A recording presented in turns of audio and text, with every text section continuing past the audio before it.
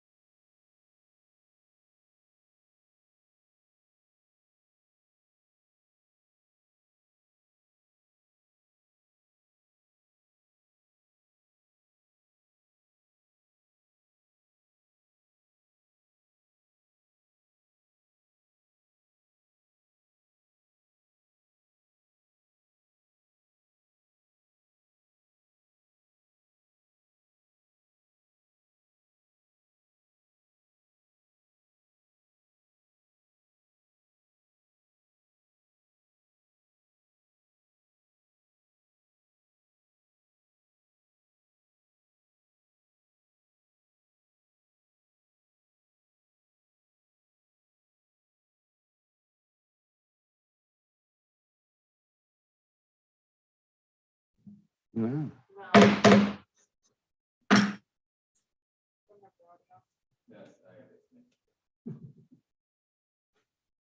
Good evening, everyone. Bit of Jimi Hendrix at the beginning. I'm now testing everyone. Mute, mute, mute. This should be the first thing. Let's start again. Good evening, everyone. It's 5 o'clock, and I'd like to call to order the closed session for the November 10th, 2021 HBCSD Board of Education regular meeting.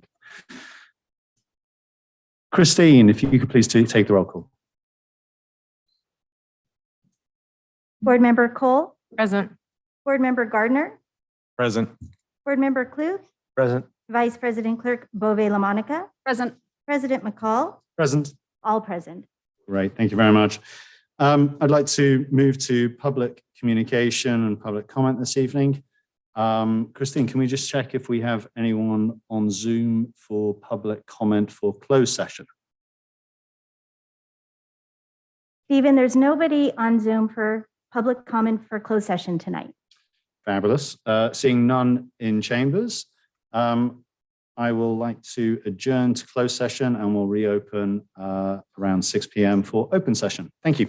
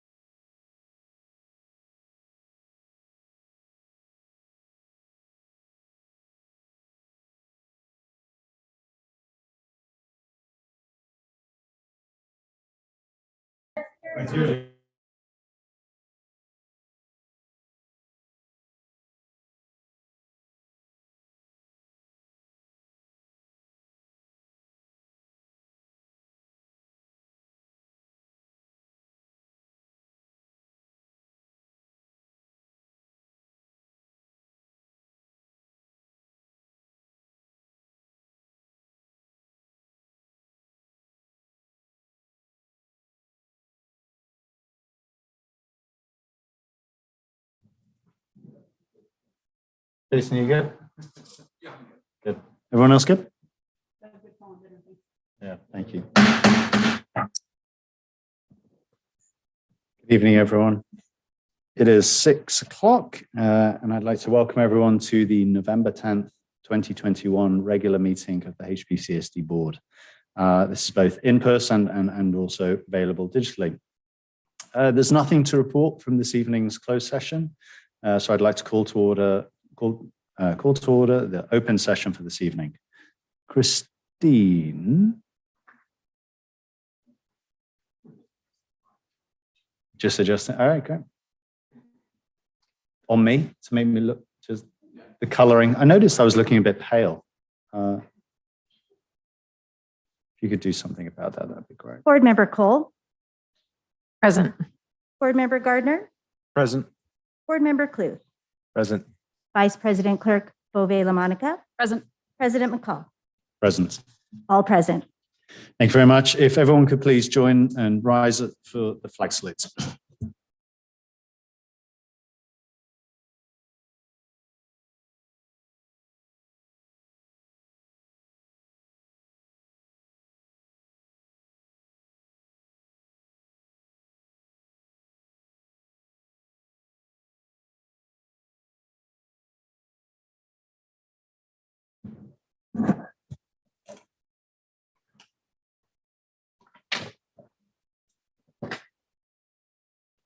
All right, we'll move on to approval of tonight's agenda. Do I have a motion to approve tonight's agenda? Before we approve the agenda, I'd like to pull from the agenda. Thanks. It's R 23-21/22, the HBCSD dress code. It's not necessary that we talk about it tonight. And I feel like we could move it to July of next year, potentially. Just was something I was curious about at the beginning of the school year. Great. Are you open to making a motion on that then?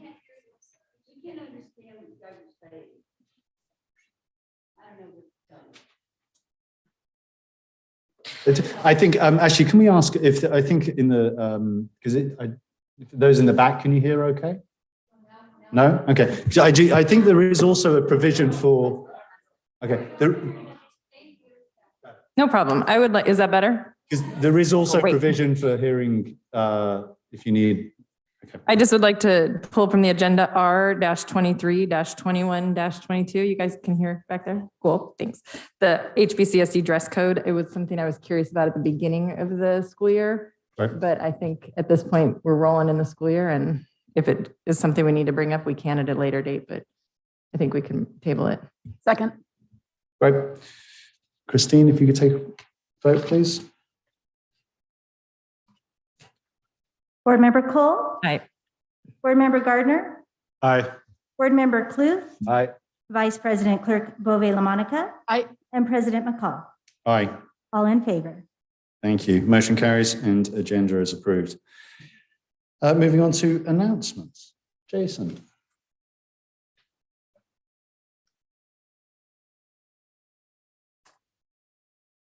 Thank you, Stephen. I'm going to concede my time to our special guests here to talk about ASB Council and social emotional learning at Hermosa Vista.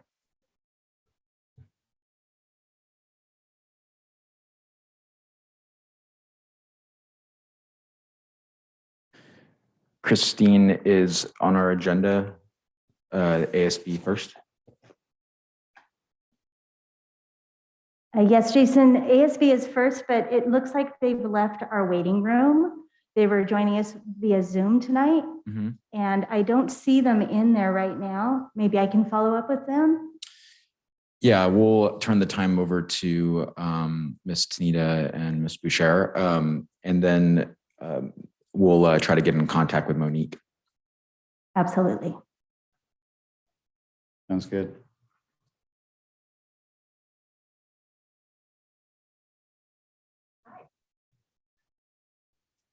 Thank you for joining us. Good evening. I'm Lisa Tanita. I'm the principal here for most of you at Vista. And my name is Troy Shea. I'm the school counselor at most of you at Vista.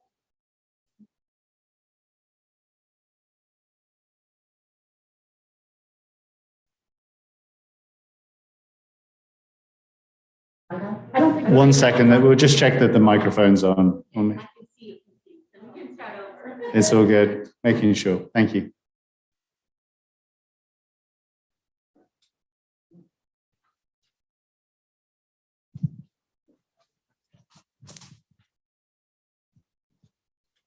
Oh, wait, no.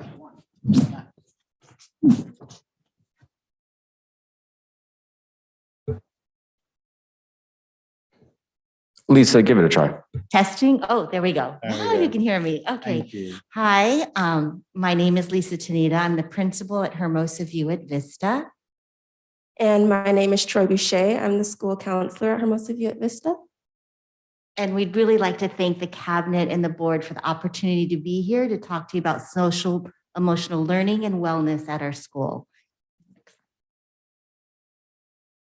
So we will start with our 3 topics. So we have building student connections in the school culture, supporting Sue in classrooms and around school, and supporting individuals. Next slide. So really it all starts with building that school community. We know that our students who've come to View, none of them have been in school all day. And so building that culture where they feel connected to each other and connected to staff is really important. So Troy's going to talk to you about how we started that out. All right, so we did start off the school year with Start with Hello. So we celebrated it with daily videos and activities to promote an inclusive school culture and a safe community. So every day, next slide, every day during the week, we did different activities. And some highlights from that week were the Would You Rathers. So students went around and it really created a sense of community, different kids coming together to play the game, Would You Rather. And we ended that Friday with a fun little dance party. I was the DJ, and they had a lot of fun. And those are some of the activities that we did. But yeah. So that was September. And then October, we did Red Ribbon Week, which was a really fun spirit work week where we did activities to promote healthy learning. Go to the next one. So each day there was a theme and students. So the first day was turn away from poor choices, team up against bullying. So that kind of shows the list of activities we did. And the highlights were we brought in Miss Paisley. So at lunchtime, we had special dance parties where she brought the parachute and the balloons and the streamers and juggling scarves. And we really focused on being healthy. And then you can do the next slide. And the next slide, really, this was the highlight. Saying boo to unhealthy choices. We had our very first Halloween parade, and we tried to be very mindful of being safe. And so we did 1 grade level at a time so we could do social distance. And I think the students and the staff really enjoyed it. So that's kind of big picture for the school environment. And then also now honing in on classrooms. Why don't you go to the next slide, Miss?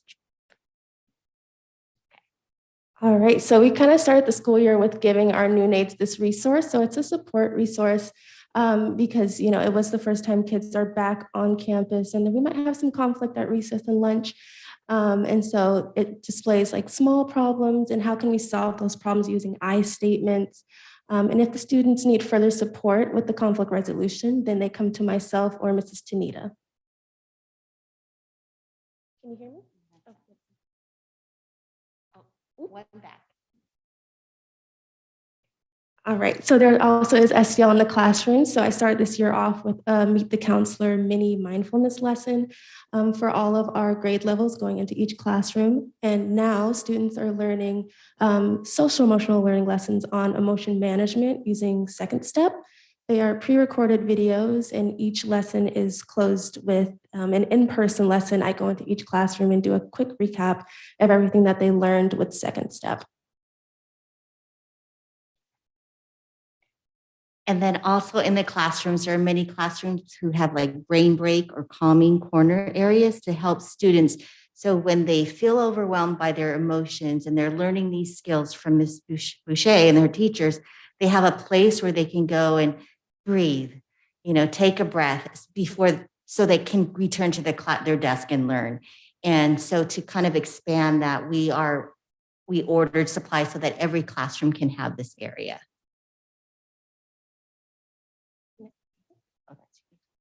All right, and we also have communication with the community. We've been trying to branch out. So we did have our first coffee with the counselors with the Valley counselor as well, where we discussed tips to promote a healthy lifestyle and staying drug-free during Red Ribbon Week.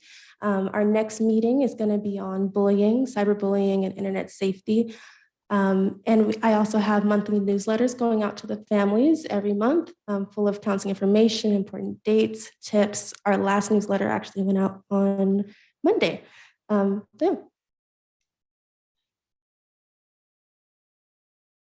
Okay, and then finally supporting individuals. You can go to the next slide.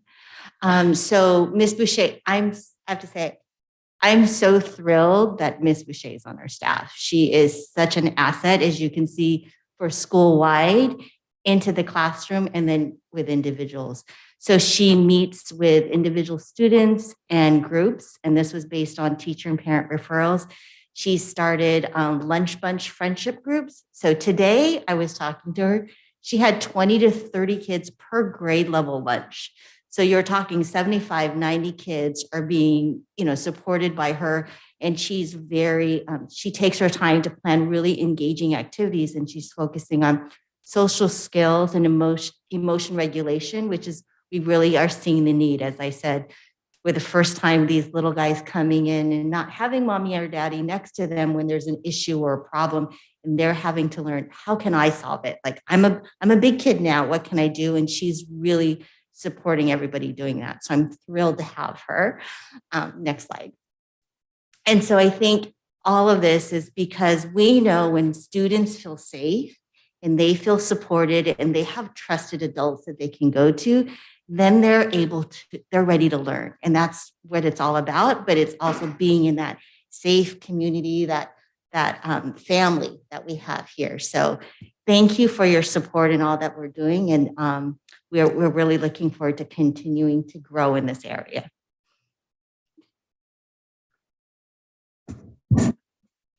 Thank you very much, ladies.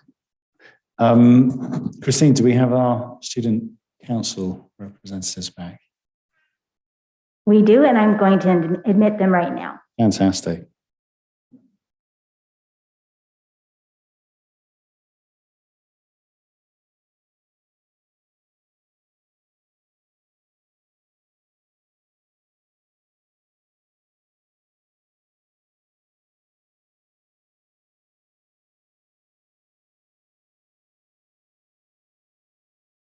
Jack and Capri, can you hear us?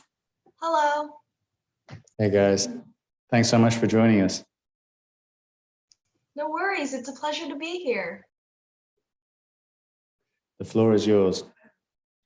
All right. Well, hello, everyone. I'm Capri Trozak, Hermosa Valley School President, and I'm here with Jack Pierce.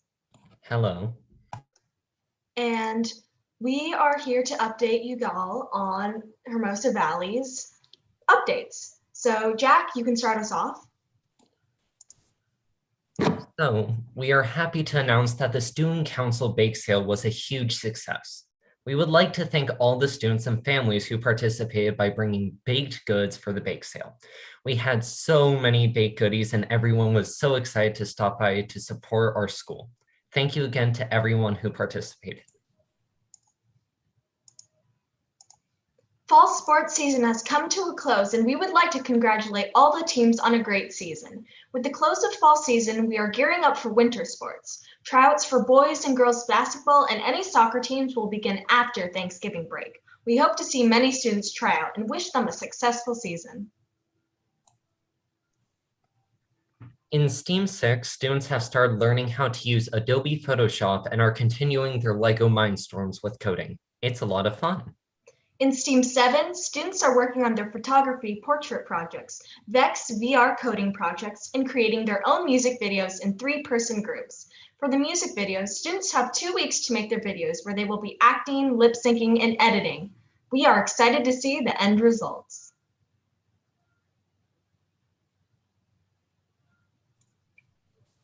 One second. Oh, wait. In STEAM 8, students are making their wooden pens, and students have begun creating a Google site to show off their projects. In Art 8 with Miss Ripley, students have finished their symbolic self-portraits and their charcoal still life unit. Next up is pop art. Students will be painting their pop art and color wheels for learning about complementary colors, monochromatic shades, and tints. In Art 7, students are working on their plastered masks. Students start by making a sketch of their mask and then using paint and sparkles to decorate it. In band with Mr. Harrison, students are preparing for their performance at the tree lighting ceremony, their winter concert, and the next flag ceremony. They're learning songs like Jingle Bells and Up on the Housetop. We are excited for the upcoming performances. We will also be having our next flag ceremony on December 3rd, and in 2 weeks, there will be no school for holiday break, from November 22nd to 26th. We look forward to being able to spend the time that we have with our families and recognizing all that we are thankful for. Thank you so much for allowing our student council to share what is happening at Valley. We look forward to sharing more information with you next month. Capri, Jack, thanks so much. Have a great evening. Thanks for joining us. Jason, any other announcements? No, not at this time. Thank you. Right. I'll maybe just give very quick. I just want to say thank you to those who joined us for the State of the Schools address. A lot of great material was covered, in particular, thanks to Ms. Bradley, Jason, the staff, but we also had a couple of amazing alumni, Kina and Eva. So thank you to all who joined. And if you didn't get a chance to check it out, please do watch, because there's a lot of great content about all the great programming and what makes our kids thrive K through life. Also, just to mention that we had an incredibly successful HVPTO carnival, Halloween carnival. The numbers, I think, are still being finalized, but it's astronomical numbers by Halloween standards. Also to mention, there's a Pages book fair going on this week. There's some great sweatshirts lining up if you want to get your early gift giving for the holidays, and other things I'll mention, cover off in the roundtable. On HBEF, the next meeting is on the 16th. I do encourage anyone to join that. So joint PTO HBEF meeting. Great to know what's going on at school sites. It's a great way to get involved. The meeting is at Vista, I believe, but it's also available digitally for those who aren't able to join in person. There will also be Hermosa for the holidays. That's going to be a great event put on by the Chamber, supported with the community. There's been lots of great young folks there from our schools. Santa photos by the Gumtree is available also. And looking out, mark your calendars. Hearts of Hermosa is back March 26th. So make sure that you save that date. That's all I have. So moving on to communications. Public communications to the board. Members of the public may address the board on any topic, regardless of whether it is listed on the agenda. However, the board may not discuss issues raised that are not listed on the agenda. Topics not on the agenda that are brought to the board's attention may be investigated by the administration and a report made to the board, either publicly or privately, at a future meeting. Complaints regarding district employees must be dealt with in closed session, not in public. Comments from visitors shall not exceed 3 minutes unless waived by the majority of all members of the board. So with that, I'll first of all take, thank you to those in chambers filling in the cards. I'll take them in order that I've received them, and then we'll check for any online comments. Do we have any folks waiting in on Zoom just to check? Not at the moment. No, okay, great. But anyone watching at home, the link is available, and details of this meeting are available fully on the district's website. So first I have Ms. Navas. Can join us. Thank you. And if you could please, just for the record, state your name, your affiliation to the district, and then your 3 minutes will begin. Thank you. Okay, thank you. I'm Leah Navas. I teach second grade at Vista, and I'm also the president of HBEF, not HBEF. Equally important. Sorry, the union. And so I represent both our classified and certificated employees. So thank you so much for your time. I'm sorry I wasn't able to be here at the last meeting that we had, and I sent a letter in, but I wanted to just read that publicly for the community to hear as well. I would like to thank all of you, the superintendent, Jason Johnson, and the entire administrative team at the district for the successful completion of the 2021-22 classified and certificated contracts. These last few years have certainly been filled with many difficult moments and decisions. Yet together, we have been able to navigate through these uncharted waters. Thankfully, HBEA, the superintendent, and the administrators in our district have maintained a collaborative relationship in an effort to give voice to our members' wants, needs, and concerns. It is with great appreciation that I acknowledge this continuum of collaboration throughout what at times were challenging conversations during negotiations. Ultimately, I do believe that both HBEA and the district did our best to make prudent decisions that would benefit both parties. It is my sincere hope that HBEA and the district will continue to put the needs of our students, their families, and our members as a high priority as we journey on through what may still prove to be a difficult time in our world and the Hermosa Beach community. I would also like to say thank you to our community members for their continued support of our staff, our teachers, and our administrators and the board. Thank you very much. Thank you very much.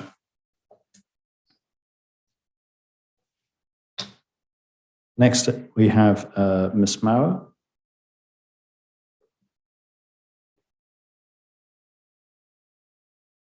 And if you could just state your name, your affiliation to the district, and your 3 minutes will start. Thank you. Yes, thank you. My name is Betty Mauer. I'm a grandparent, a Grammy of 2 kids here. And the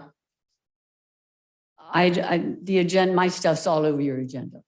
Okay, so I'd like to start by telling you that just because Dr. Atwater bailed when a parent opposed her teachings doesn't mean that there aren't elements of critical race theory still here. And just to let you know that I, and hopefully a lot of other parents, are going to fight it, eliminate it, if we can, from Hermosa Beach School District. It doesn't belong here. So with that being said, I wrote an email to the board a couple of weeks ago asking for minutes of a prior meeting. I wanted to know how you voted on the funding of UCLA Center X, which is supposed to deliver in-service training, indoctrination to the teachers. I didn't hear from any of you. Nobody replied. Jason did, so I don't know how he got in on that. But anyway, I thank him for replying, and he sent me the minutes. And as I suspected, all of you voted yes to fund UCLA Center X. So I started looking at some of the other things that Jason puts in front of you, and it just seems like it's yes all the time. Yay, anonymous, yes, whatever he puts in front of you, he recommends that you consent to, and it's like a rubber stamp. So I want to sort of said, okay, so let me see how this works in Hermosa Beach. We, the people, parents, residents, elect you, school board. You in turn hire the superintendent, in this case, Jason. And then he deals with certificated and credentialed issues. So in a way, Jason answers to you and you answer to us. That's kind of like the food chain as I see it. Now, I think there's some oozing over of whose job is what and whose domain certain things belong in. So that's what I'd like to address tonight. So in your domain, I think, is to question everything that Jason puts in front of you, new curriculum, whatever it is he wants to bring on board, and think, is it what Hermosa Beach kids need? Is it necessary here? That's your domain. Academics. So I was looking at your agenda and it just kind of struck me. I just happened to see it. It's your agreement with the Beach Cities Health District. And it's under the, you call it SEL. I think the term now is the social emotional wellness module in your guiding principles. Ms. Mao, sorry to interrupt. If you could finish your thought, please. Your 3 minutes are up.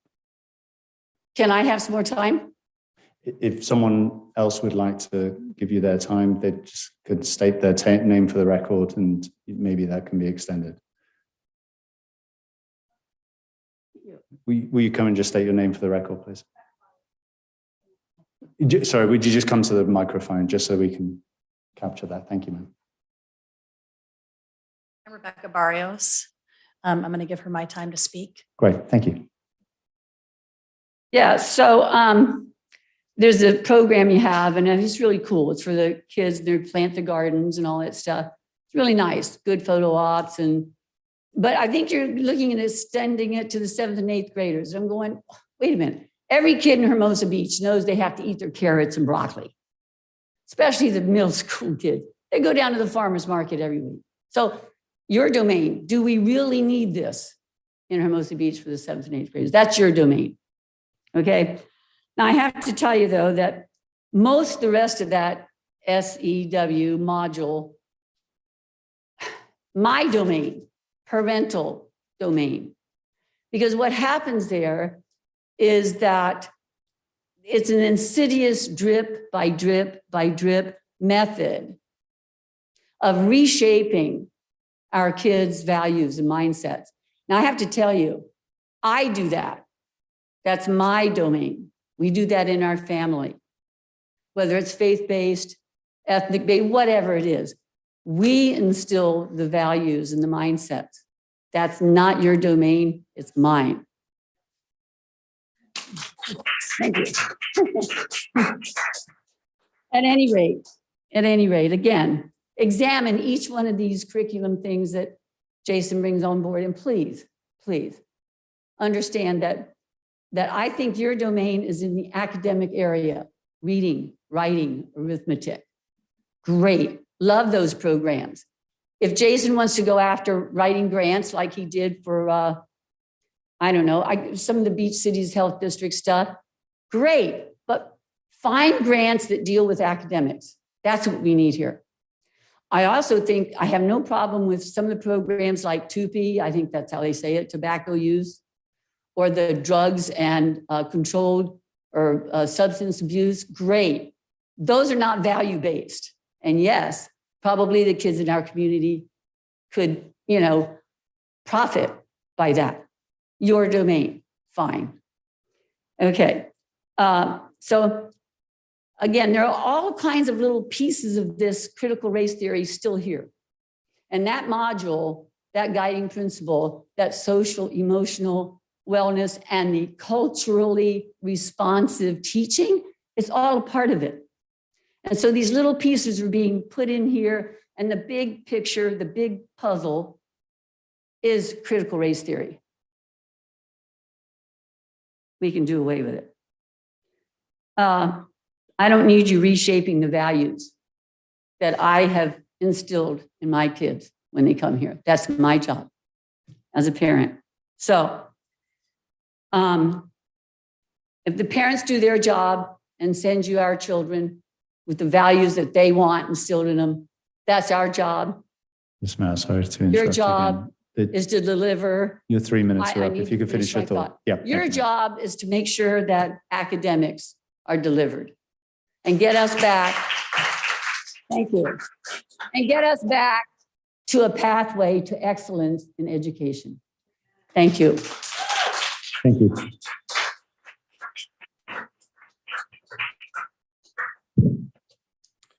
Ms. Shields, please.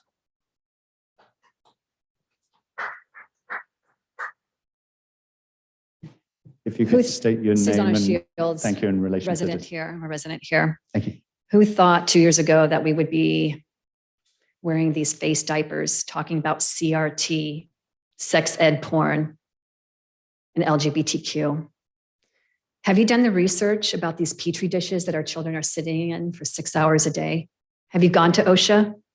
Perhaps let me help you out here. Throat infections, lung infections, 3 minutes in a face diaper like this is cutting off vital oxygen to the brain. Please research that. Does anybody, one of you know about VAERS, Vaccine Adverse Events Reaction System? Do you know about VAERS? It's a database that our healthcare professionals have to report all the vaccine injuries and deaths to. Do you know where we are right now with deaths? Over 18,000 deaths from this COVID vaccine. Did you know that we can't sue the pharmaceutical companies, the manufacturers of these vaccines? Did you know that we're in the middle of a trial? This is an experiment. Our children are not lab rats. 99.98% recovery rate for children. For adults, 99.94 to 92%, worst case scenario. 54% of our children in America are chronically ill. That means half of our children are sick. If these were so effective, then why can't we sue the pharmaceutical industries? Ask yourself, please look into that. Look up Open VAERS right now on your phone, openvaers.com.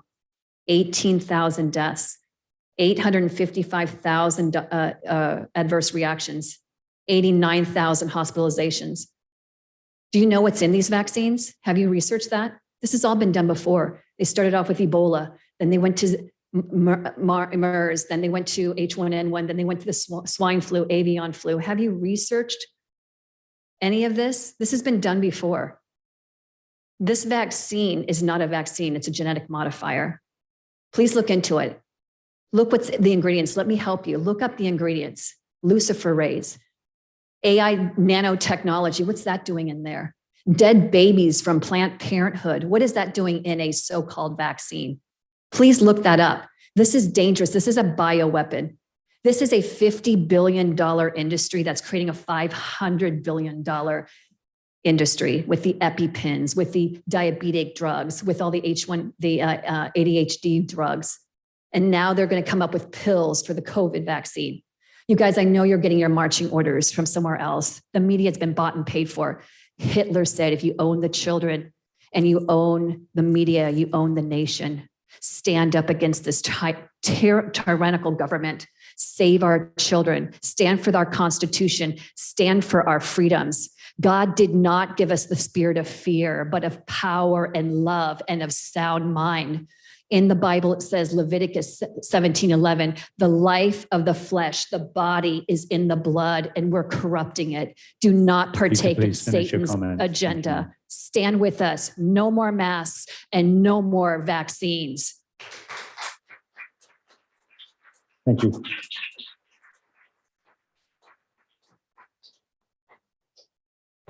The next comment, I believe, was from Rebecca Burrows, who succeeded her time. So moving on to Victoria Cannon, please.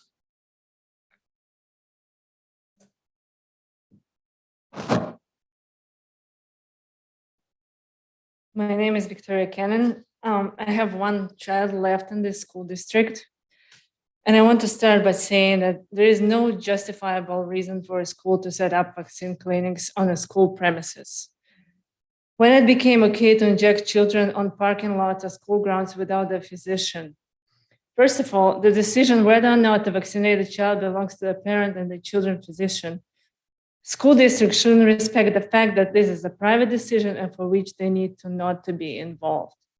Secondly, as a recent study published on October 26 states that this vaccine neither stops transmission nor stops anyone from getting infected, it also doesn't protect from long COVID. The narrative to vaccinate healthy children to stop COVID or save the world doesn't work anymore.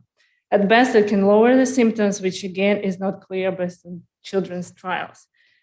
The same study confirmed that CDC been saying for the last several months, vaccinated or non-vaccinated individuals can transmit the infection equally the same, meaning viral load is the same. Why do we enter children in the clinical trials?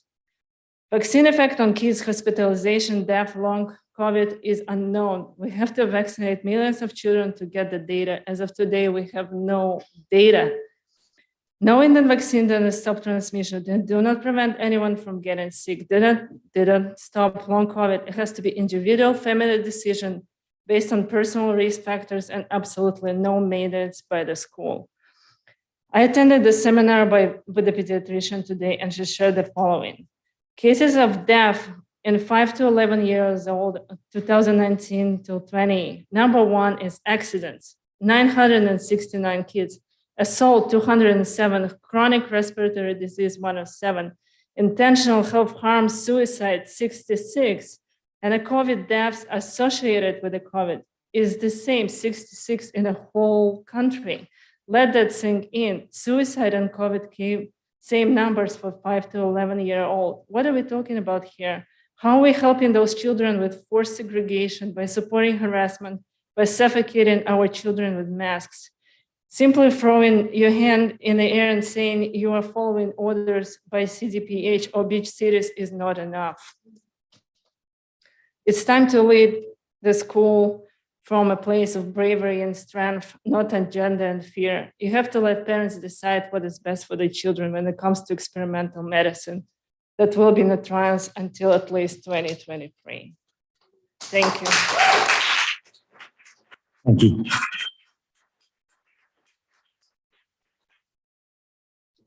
Next, we have Amy Donahue, please.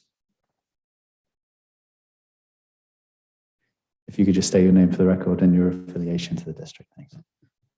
I'm A. Donahue. I'm a resident here in Hermosa with a 5.5-year-old. And needless to say, I'm just so disappointed in the decisions that are being made, you guys. We trust you with our children. We've elected you.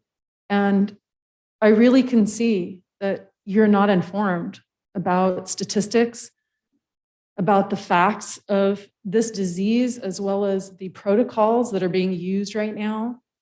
I mean, why are we all wearing a mask if the virus is 1,000 times smaller than the fibers of these masks we're wearing? Not one of us has a mask that is sanitary. It must be an N95 that's professionally fitted to even have a chance. So this that we've touched 1,000 times by now, right, is a joke. Besides the fact that aerosolized viral particles go through the holes and spread around the room within 20 minutes. So these are worth nothing at this point in time for all of us. Okay, that's just one thing. But if you guys were doing the research, you would know this. And you wouldn't stand for, as they said, muzzling our children, which is psychologically detrimental to them. It's lowering their IQ.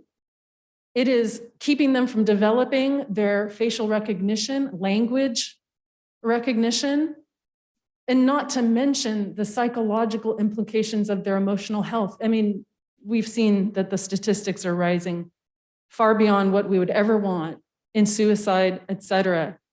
It's got to stop. You guys have to stand up or you will be out, because you are not representing the health and the protection of our children who cannot stand up for themselves. They hate wearing these things. You know, and then the peer pressure, because the top is saying it's okay, they then get peer pressured into wearing masks, even though there's no science behind it, and even though they don't want to do it. All right. I don't have much time left, but I have so much to say. Teen deaths have increased by 47% in the UK since they started getting COVID-19 vaccine. This is according to official ONS data. 86% of the children suffered some form of adverse reaction in the Pfizer COVID vaccine trial. But did you know that 1 in 9 suffered a serious adverse reaction to the COVID-19 vaccine in the clinical trial, leaving them unable to perform daily activities? Are you willing to sign your name to something like that? We don't know. And I think you're erring on the wrong side of risk here. It's not our decision. It should be the family's choice, just like it's been said before. There shouldn't be any peer pressure involved. If you could finish your thought. Thank you. And certainly not vaccine centers on campuses. That is absolutely inappropriate. But I thank you for your time and your listening and your good decisions. Thank you, Annie. And next, we have Carolyn Petty. If you could state your name and affiliation to the district, please, Carolyn. Good evening, Carolyn Petty, a former mayor and council member for the city of Hermosa Beach, parent of 2 kids that went through Hermosa schools, and a concerned resident. I have always been a supporter of Hermosa schools. I canvassed for parcel tax in 2008. I supported both bond measures, served on the HBEF, and volunteered for countless hours. However, the school that I am seeing today is not the school I supported over the years.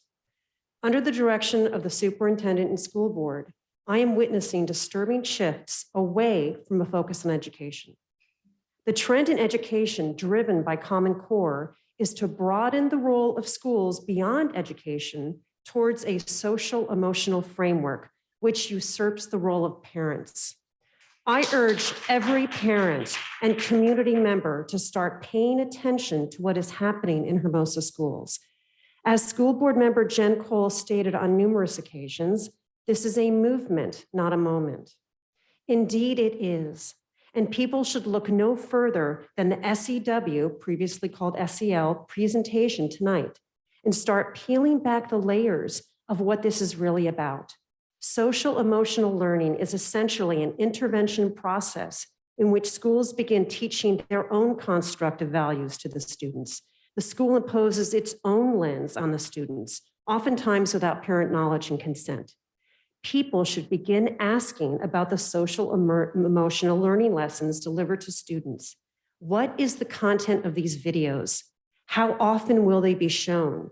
And will the parents have advanced knowledge? Can parents opt out? If the child will be with a counselor, will this be discussed with the parents in advance?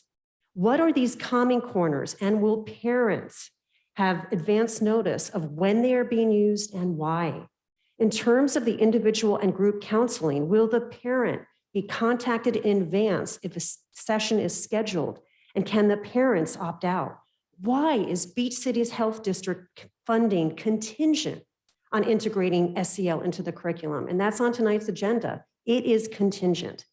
I have no quarrel with addressing at-risk youth, but that is not what this is about. It is about imposing what is essentially a social experiment on our youth in order to shape them and their views on the world. The school and Beach City's Health District are attempting to co-parent our children, but that is not the role of the schools. That is not the role of Beach City's Health District. The job of schools is to provide a solid education, and that is it. It is unfortunate that the trust with the schools is no longer there, but that is the stark reality of today's educational environment. I urge everyone in this community to be vigilant. Thank you, Carolyn.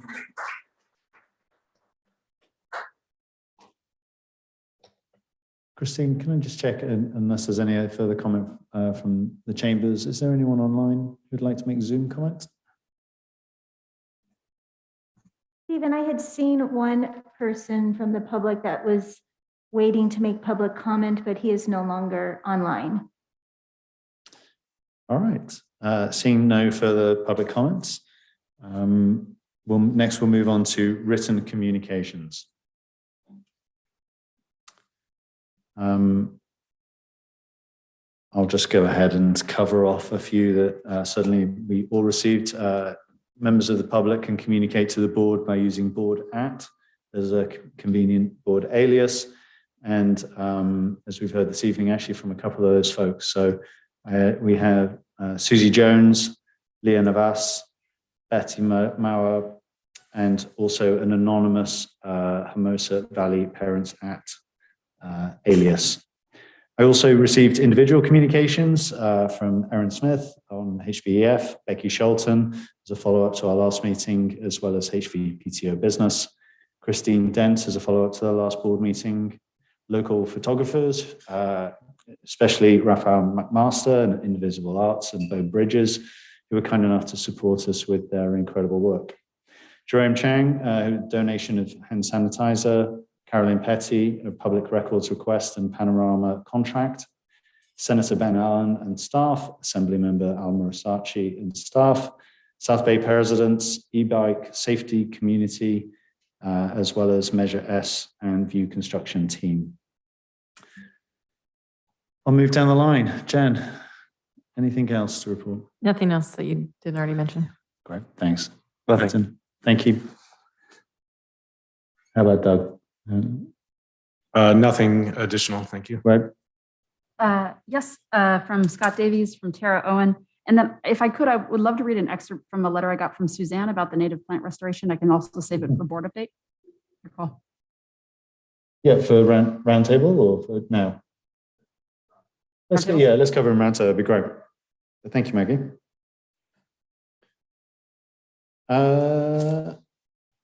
Excellent. All right, moving on to superintendent update. Thank you, Stephen. First off, I just wanted to announce that our fall sports have concluded. We had flag football and girls volleyball. Just want to give a big thanks to our coaches, the athletic director, Mary Delk, as well as our partnership with Beach Cities Health District to provide the testing. Just a fantastic team effort to get that off the ground, get that experience for our students. And we're looking forward to the winter sports season. Next, just a big shout out to HBF. Their annual giving fall giving campaign raised $360,000. Woo woo. And then at Skechers, we had 1,246 walkers. Just amazing. And I just want to acknowledge too that number exceeds our enrollment. So we had more walkers than students enrolled, was just phenomenal. Just big fan of the Skechers peer-to-peer walk. It's a great fundraiser. It's a great event supporting students with disabilities. So just a big fan, and thank you to the community. Thank you to HBF. Next, I'd just like to give a big thank you to Becky Schulten and Lisa Gibson and many others for bringing back the Halloween Carnival. This was my first Halloween Carnival. Really enjoyed it, except for the dunk tank. But other than that, everything was great. But really just a big shout out to HVPTO. This is a big one. And just looking at the undertaking that it takes to make that happen, tireless work and a lot of volunteers there. Thank you. Next, our State of Schools was a great event. Really happy. Kudos to Kina and Eva, our student speakers. And then, of course, Bradley Aranda, who's just the gift that keeps on giving, our 4th grade teacher, who did just a fantastic job, a really inspirational keynote about Thrive K life, in her case, 1st grade through life, and what it means to go through our Hermosa Beach City School District system and then teach in it. And then I want to give a huge shout out to our parents, staff, and students. I'll talk later in the day about some of the cases that we had this prior week, but our families, our staff, and our students have just been great about navigating COVID. Between having positive cases, communicating and coordinating with our parents, I just cannot be more thankful about the level of coordination and communication between staff and parents. And parents have just been amazing about working with us. So huge thank you, keeping people safe. Very grateful to them. And then I want to give a personal shout out to our district nurse, Shelley Baldy. It's like, she is a hero. If you haven't met her, she is also a community member. Her child goes to our schools, and she is just been, I give Sylvia that credit. Sylvia hired her. But above and beyond, working late into the night, communicating with our families, talking people through quarantine, talking people through COVID cases. She is outstanding, really a service to our community.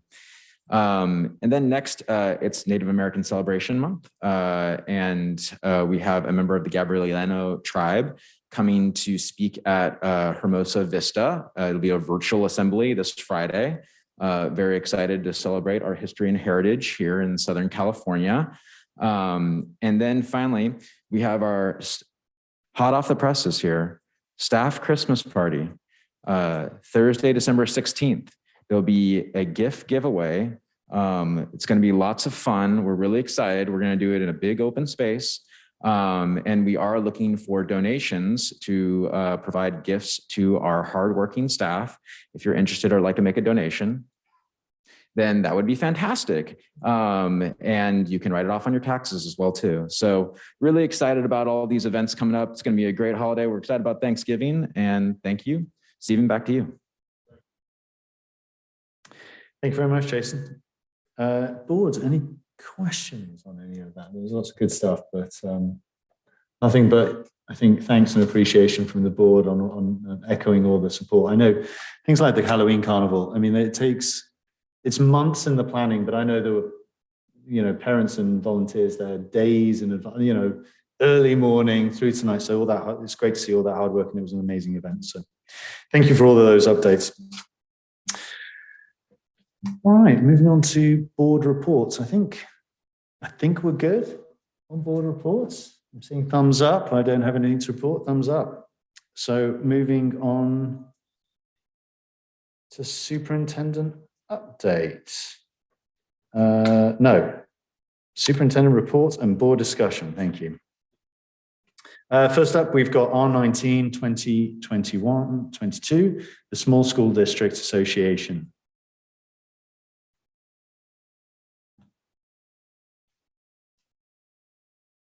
Tim, thank you very much for joining us this evening.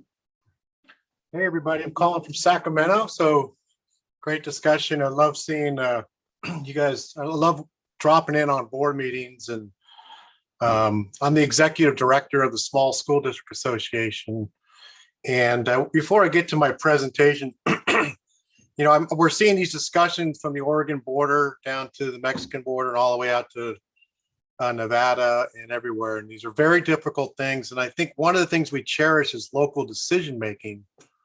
And that's been handcuffed. I mean, this vaccination, these masks and all these things, it starts local, then the governor took it back, and now it's been very difficult. I wanted the community to know many people are trying to do things like not wear masks, but eventually OSHA will come and fine you. We've had a couple of districts be very defiant, and the OSHA police comes eventually. So it's very difficult.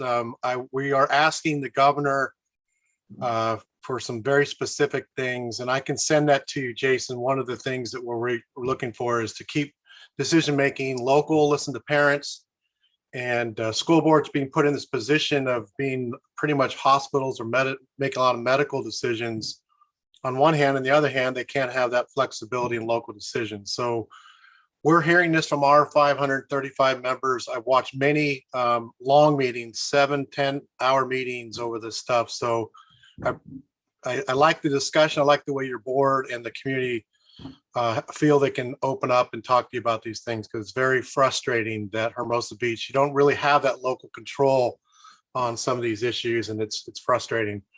So can I move the thing myself, Christine, or are you going to move it? Can you go to the next slide?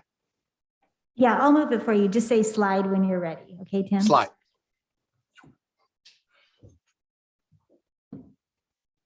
Thanks. So SSDAs, you're one of our members, and we started way back in 1982 and we were started by, I believe he's still there, Don Brand.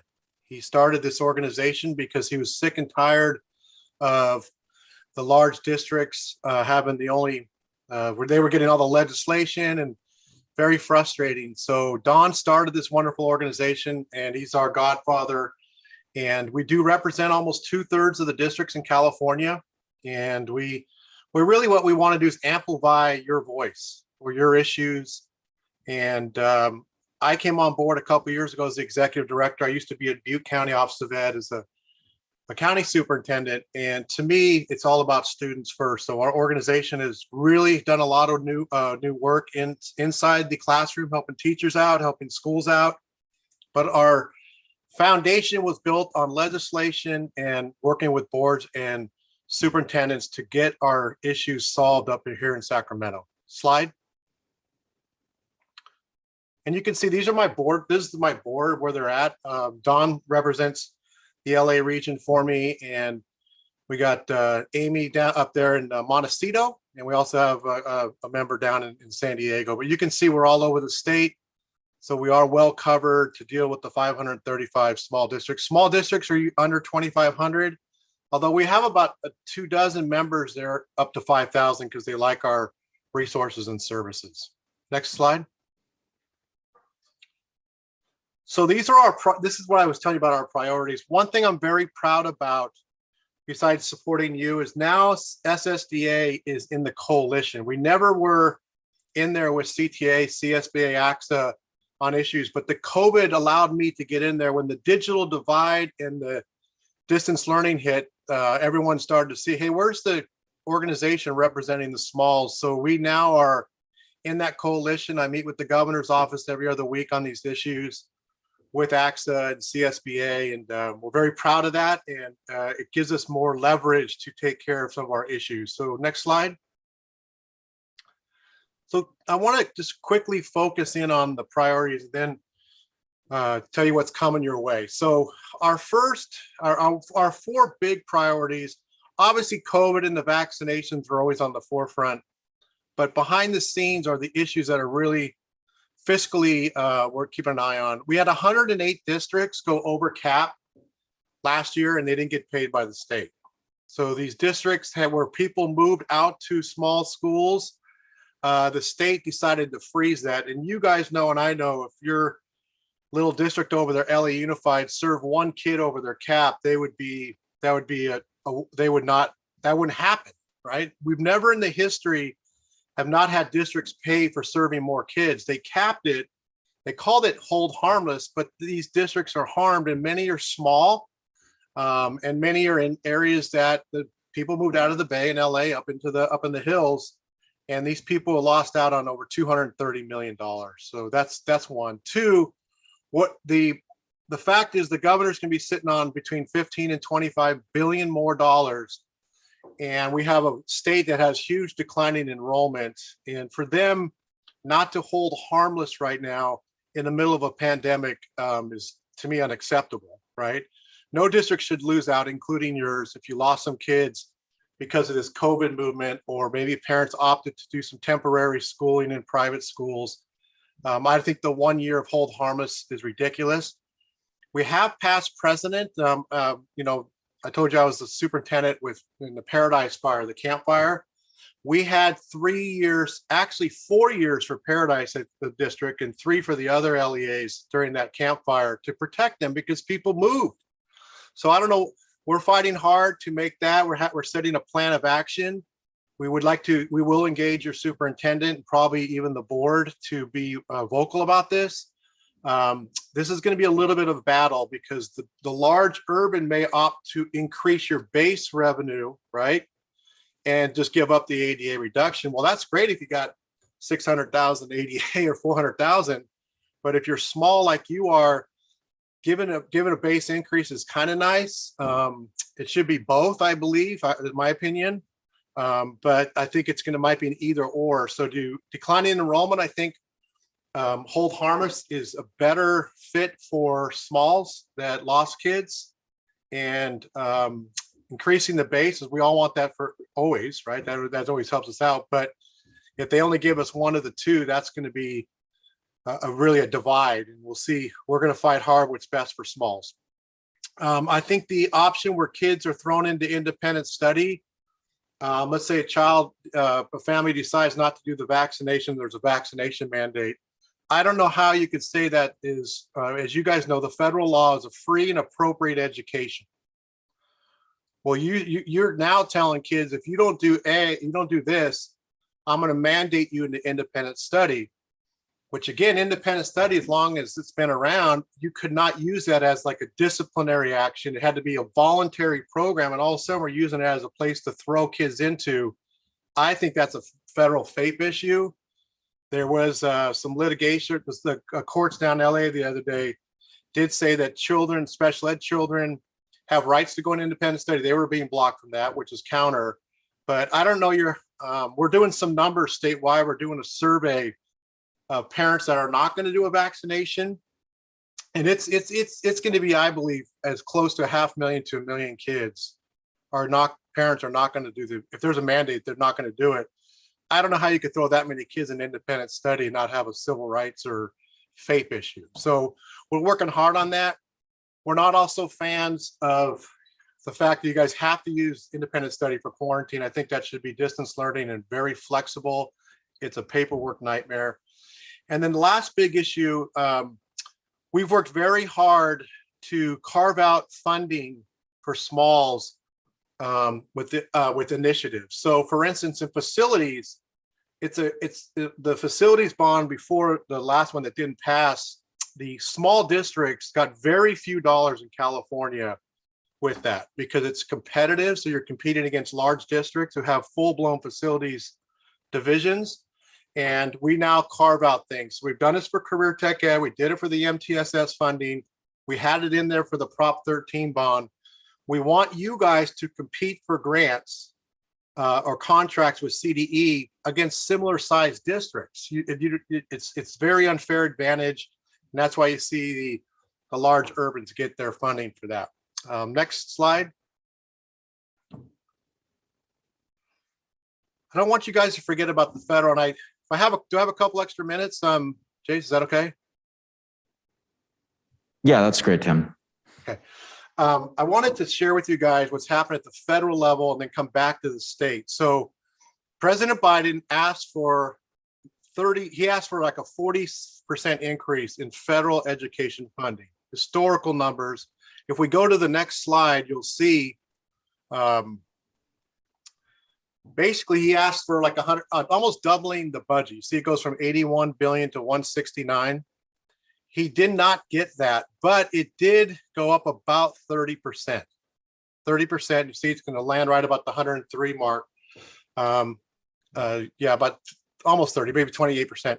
So huge numbers are coming out of the federal budget. That's just in the education budget. But I wanted to share, I had more slides and it's my fault, Christina. I sent it to you a little late. I added in some new things going on that I really just want to quickly share with you. And I want the board to take a deep breath, forget about all the other, the vaccination, all that. Step back for a second and let me run you through some things that are coming your way over the next 2 years that are just kind of a wake-up call for all of us. And it starts with the federal money.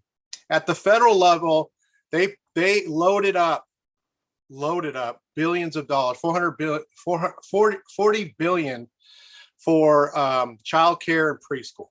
So not only do you have that California money, you got others coming. Between the infrastructure money and the Build Back money that President Biden put together, we're going to see billions of dollars come.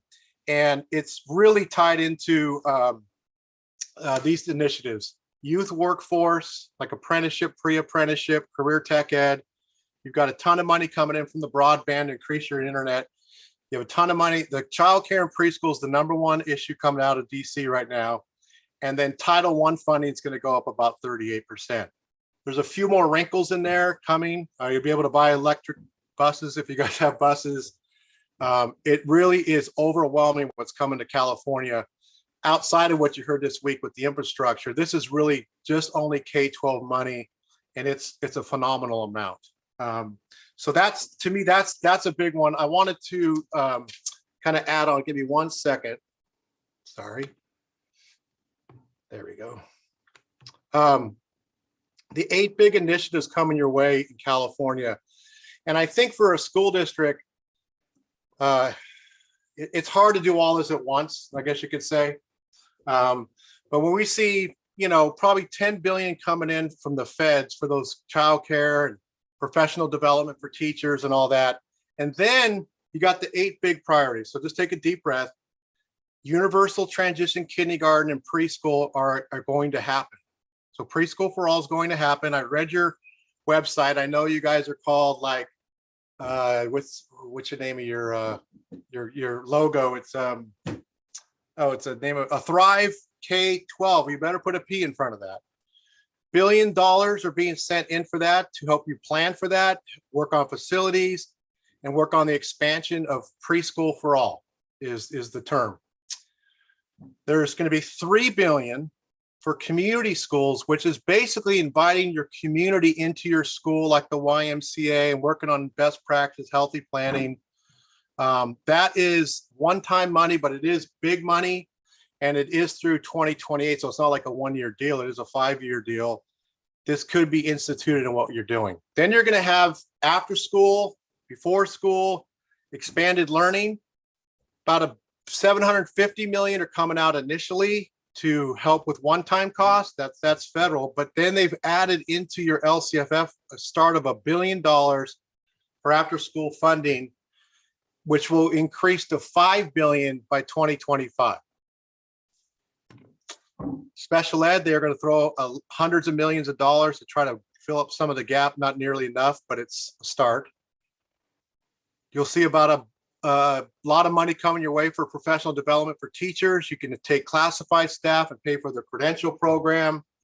They're even looking to work with schools to find highly qualified, nationally board certified teachers to come to California. They're going to give them a big old stipend. I was a little shocked. That's $250 million, $250 million to do that. It's not that easy to convince someone who lives in another state to come to California and pay the high rent, but they're going to try to incentivize that. And you also see there's a literacy funding in there too. Big money around ethnic studies, curriculum, big push for more A through G. And then we have the big expansion of broadband. Not only $6 billion coming within our own budget, but about $3 billion more coming from the federal government. So we hope that we can close that internet gap and have high speed for every single kid in California. And of course, free lunches for all. This is another big one that's going to be a lot of work for your staff, where you're supposed to required to provide 2 meals a day for all kids. And I hate to say it, you guys, there's going to be more. So that's my quick report. To me, I think we got the legislative stuff we're working on. I just wanted you to take a deep breath. I did leave you guys with more specifics on those 8 priority areas. I think as a board, I just can make, if I can make one recommendation, some people listen to me and some don't. I've dealt with over 100 districts with wildfires where they lose their town. And I always tell them, make sure you bring in somebody whose sole focus is to do the FEMA work. Otherwise, you'll lose out on a lot of money. You cannot expect your current administration to do those 8 priorities, plus look at that federal money and be effective. There's different models. I'd be willing to talk to the board about what I see, but someone's got to be laser focused on those funds. Those things are a ton of work, a ton of applications. One thing our association's doing, like for the preschool for all, the preschool, you're gonna have to develop a plan. We're gonna upload and open source districts that already do preschool for all and take their plans so you can look at them, copy them. I went to Chico State, everybody, so I was ahead of my time. I used to copy some people. Now they call it collaborative learning. But little districts should be seeing these districts that do this work already and be able to use that to help finish these 30 to 80 page reports. So it's a very exciting time. It's very tough, as we talked about the first part of the meeting. But someday in the next future, you're going to have preschool for all. You're going to have an after school program if you want it. You're going to have these great opportunities, and these windows close quick. So some people are saying we're just not going to do it, we're too busy. I think you might regret that in 10 years when if you get shut out. So that's my report. I really appreciate talking to you and enjoying listening to your meeting. And I think my mom's listening. I told her to jump on YouTube, so you can say hi to my mom. She's down in the Bay Area. Any questions? Thanks so much, Tim, and shout out to Mom, of course. Boards, how about any queries from the board? Quentin, you good? Jen? Thank you for coming tonight, and thank you for the information we have. Tim's takeaway in our folder. I think it's great for us to think ahead. So thank you for that. It's a lot. It's a lot. Hang in there. Thank you for your time, everybody. Good luck with everything. Yeah, thank you very much, Tim. We really appreciate your support and help. I think it is critical because the challenges of small school districts is real. So we feel it and we appreciate the partnership. And shout out to Don, who's also still in our chambers tirelessly here. Stephen, one more thing. As leaders, because I always look at board members as leaders, it's really important to take a look at those 8 priorities. I know you have to do all these other things and look at the day-to-day operation, but great leaders you got to look ahead, because I've never seen anything like this. And I have a feeling more things are coming, and you're going to have to sift through how to accomplish that. And don't miss out on millions of dollars available. And if there's some frustration for you you've been shut out of something, please just send me an email. We take that straight into them. I'm very frustrated on a couple fronts right now on the inequitable funding of kids in small district versus at large. So stay active, and we probably will be reaching out to the board to help us with those initiatives I talked about, especially the hold harmless cap, the ADA cap. You guys are elected, and the elected officials are listened to by the legislators more than the superintendent is.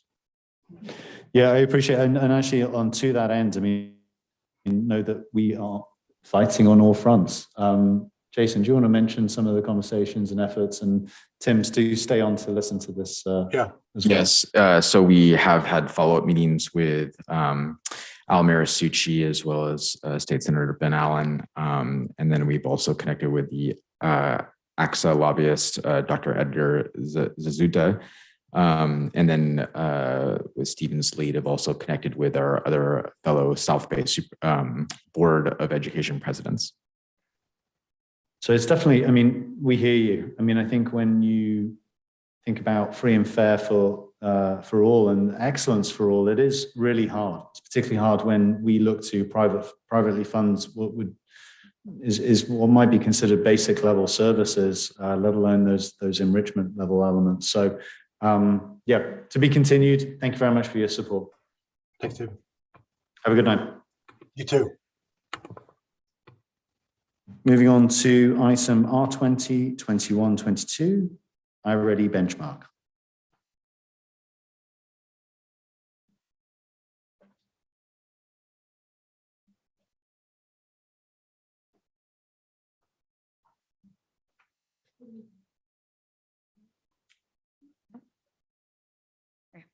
Good evening.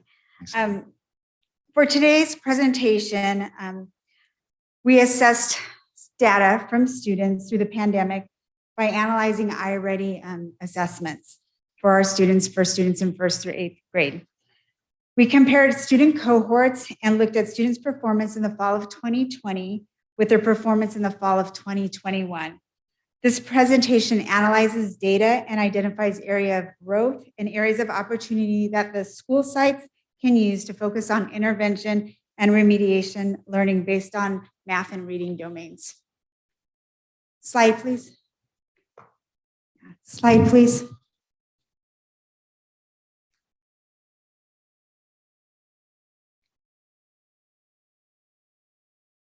So today's presentation really is focusing on LCAP Goal 1 and LCAP Goal 2. As we've talked about this whole year, we will continue to look at our LCAP to be our guiding compass when making decisions about students and performance.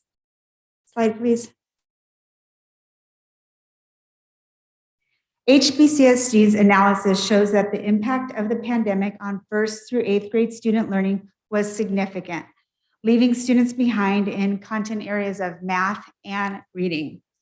The pandemic widened pre-existing opportunity and achievement gaps, hitting specific subgroups hardest. A consistent trend in our data shows a decrease of students performing at or above grade level, and we saw an increase of students performing 1 grade level below. So basically that triangle that we looked at last year, our green got smaller, but our yellow got larger and our red got smaller. When looking at a lens of equity and inclusion, we see students with special needs significantly decreased in their academic performance across both reading and math, and African American students and English learners decreased in their performance in math. We've also seen some gains in the areas of math as well as reading. Slide, please. As a reminder, our diagnostic assessment focuses on reading and math. It is an adaptive assessment. That means that the questions change as the students answer. So no assessment is exactly the same, and it leads to personalized instruction that we can use the iReady program after the assessment. Slide, please. We are continuing to give 3 assessments in fall, winter, and spring. Slide. We have really high completion rate. I'm so proud of our teachers for ensuring that all of our students are taking the assessment. You can see our percentage levels are 98 at the district, and at some site levels, 99 and 100%. Slide, please. I was really excited to do this report. I'm kind of a numbers nerd, just to let everyone know. So you're going to see a lot of graphs tonight. It looks different than what we looked at last year because we can make a comparison from last year to this year. When we're talking about data in our reports today, we really want to look at if anything was an increase or decrease of 5% or higher, because we're such a small school district, 1 or 2 students can make a huge difference. So 5% is really what we're looking at for when we look at change. But you can see the data of our tier 1. Those are our students performing at or above grade level. Tier 2, students performing 1 grade level below. And tier 3 are our students who are performing 2 or more grade levels below. And you can see there was a significant decrease in that red tier and a decrease in our green tier. The yellow tier, we had students increase. Slide, please. When we look at our subgroups of students and the data, we can compare 2020 to 2021. We see in reading, our African American students had a 5% increase, but there is a need to focus on our special education students with a negative 26% decrease. And those students were our students that were brought back to campus last year, but there is still greater need for them to get remediation and an individualized program. Our English learners did really well in the area of reading as well. There was an increase. Slide, please. When we look at our reading domains, our high frequency words still continue to remain high, as well as our phonics. And we continue to focus on our area of informational text. That's still the area that we can still focus on. Slide, please. And the cohort data, this is a piece that I really enjoyed putting together. So when you look at the data, our first graders in October of 2020 are now our second graders in October of 2021. So we did more of a linear horizontal line when you look at the data. You can see our second graders from last year, who are our third graders this year, had a really high jump in their academics with a 17% increase. Our third graders from last year, who are now fourth graders, we did see a big decrease in their reading. And you can look down the chart to see some of the changes. We are not comparing our current 8th graders because our students last year are now in 9th grade and they go to 2 different high schools, and their assessment data may be different than what we use. Slide, please. When we look at math, we see the same trend that we saw in reading. Our tier 1, we had a decrease. Our tier 2, an increase, and our tier 3, there was a decrease. So our tier 2 students, we're really going to focus on tier 2 and tier 3 to have them increase to the next band hopefully by the end of the year, with interventions in the classroom. Slide, please. So our subgroups that we have in our district, we continue to see decrease with our African Americans in math with a 9%. Special education is really the area that stands out in both domains.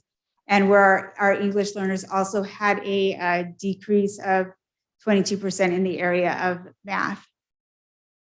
Slide, please. When we look at our domains, geometry still continues to be an area of focus from last year to this year.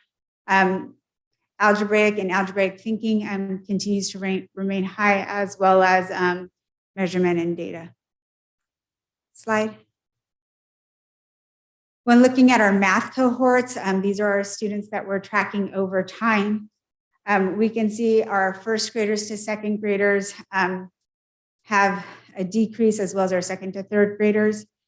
Math is a topic that I think is always taught best in person because you need to use manipulatives. And a big part of the school year last year, we were learning via Zoom. And so a lot of those kids may not have had those manipulatives to use when the teacher was demonstrating and giving direct instruction. And then our third graders, we do have an increase. Slide, please.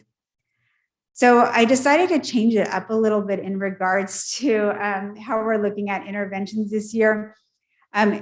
We typically look at the triangle for interventions, and we do also need to focus on our students who are performing at or above grade level. What are we doing for them as well? So when we look at our tier 3, these are our students who need our intensive remediation interventions and supports. Our tier 2 will be the yellow tier, would be the after school intervention programs that we'll be offering. We're also getting some training on level of literacy next month. And Ms. Infacino is starting to run her English language learner support groups as well. So we have a lot of things coming in place. And our tier 1 is just our basic differentiation in the classroom for all students. There are things that teachers can do for students who are accelerating. They can pull small groups, give them extra support, and give them an appropriate challenge and some extra work to help them out. And then those who are at the 3 tier level on the turquoise side, the teacher can give them something to work on that can meet their needs so that they're accelerating as well. So we are going to be starting with our intervention classes this month. And so it's going to be great for our students to provide them the instruction they need and to help close the gap and continue to monitor their progress through iReady data. Any questions? Thank you, Sylvia. Oh, please. Sylvia, so exciting. Thank you so much. A few questions just to start off. Tier 1, tier 2, tier 3, how do they get separated in terms of when we're looking at the data of early on in, for instance, like slide 7, looking at the reading data, we have a tier 1 group, a tier 2 group, and a tier 3 group. Just so tier 1 is at or above grade level. Tier 2 is the 1 grade level or below, and tier 3 is 2 or more grade levels below. Got it. Okay, thanks. Need to confirm that. And then I really appreciated your pyramid creation on slide 15. I think that makes a lot of sense in terms of how you're thinking out supports from students who are tier 3 below grade level and kids who are tier 3 above grade level. So great idea on that. Those are my only comments. Thank you so much. Doug, just checking. Jen. Do you mind going back to slide, I think it's 12, Christine? I just want to make sure I'm reading it right.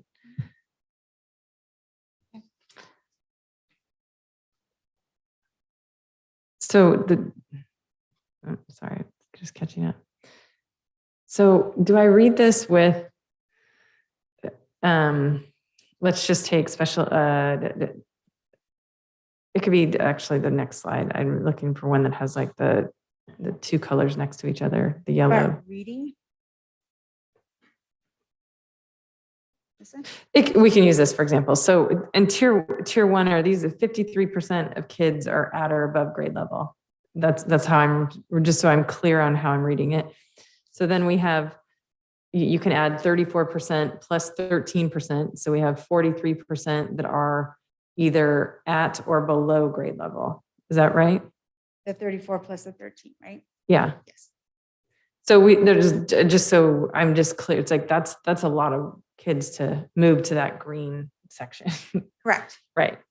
I mean, I just so it's like 53 is still good at this time of the year, but so my question is, I feel like some of this, obviously we've seen some of these this data before, and what are our teachers being able to, like, are we giving them different tools or a different PD this year than we did last year? How are we changing things to really?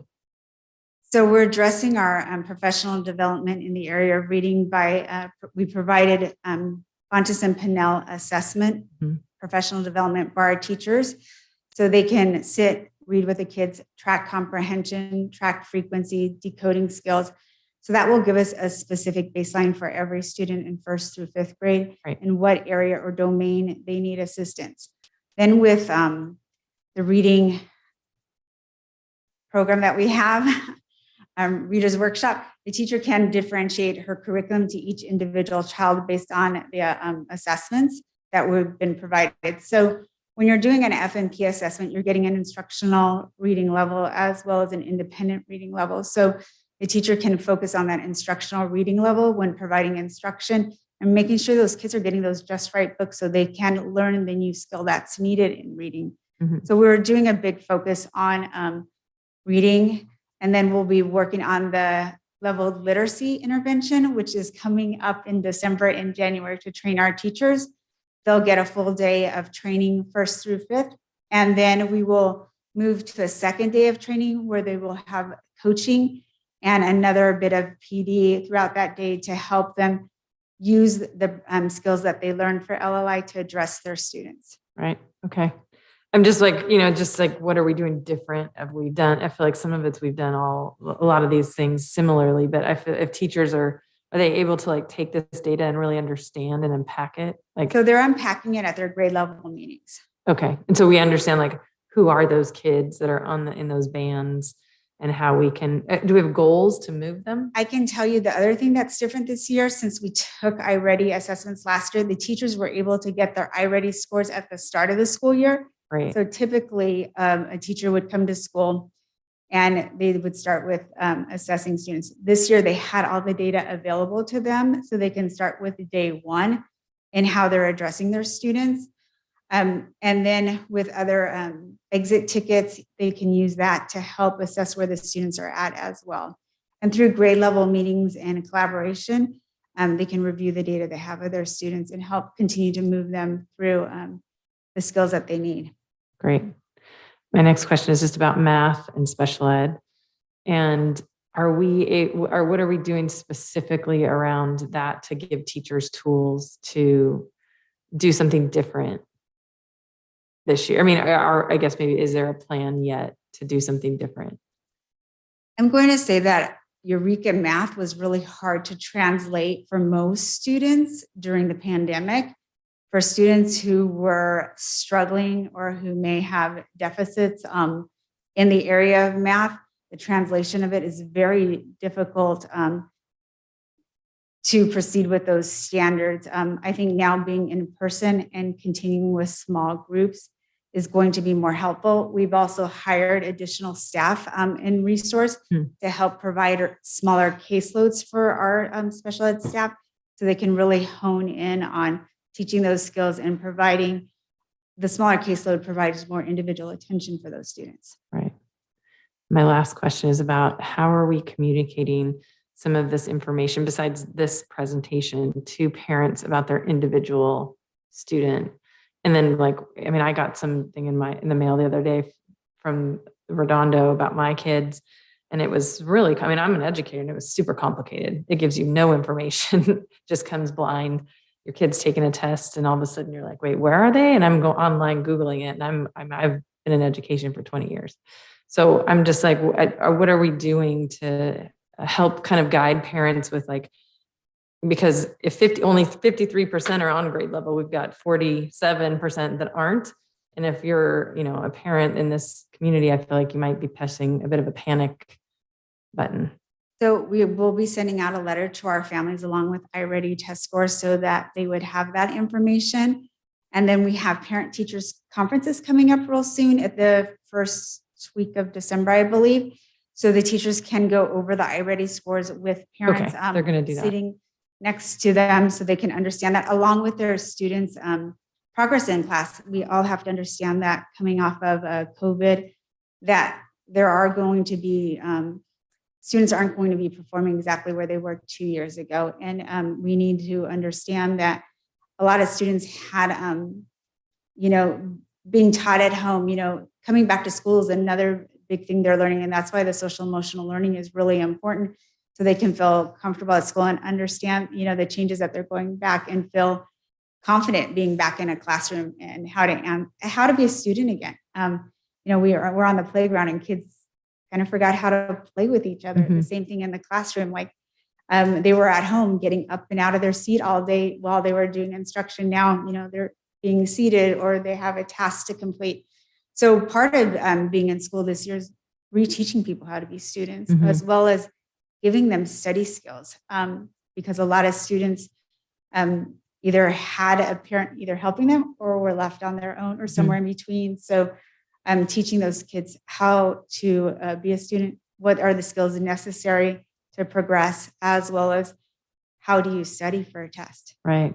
I just was thinking about how, if I'm as a parent, I'm wanting to know what kind of support I can give my kid that they might have missed last year, because the expectation is, let's take second grade, that you're still doing second grade work and you may have missed a lot in first grade. And so how are we able to give our teachers enough support with how are we balancing that? I think a lot of it is through grade level collaboration and with their principal leading these discussions at staff meetings and being a little bit more forgiving as a teacher with where you are at.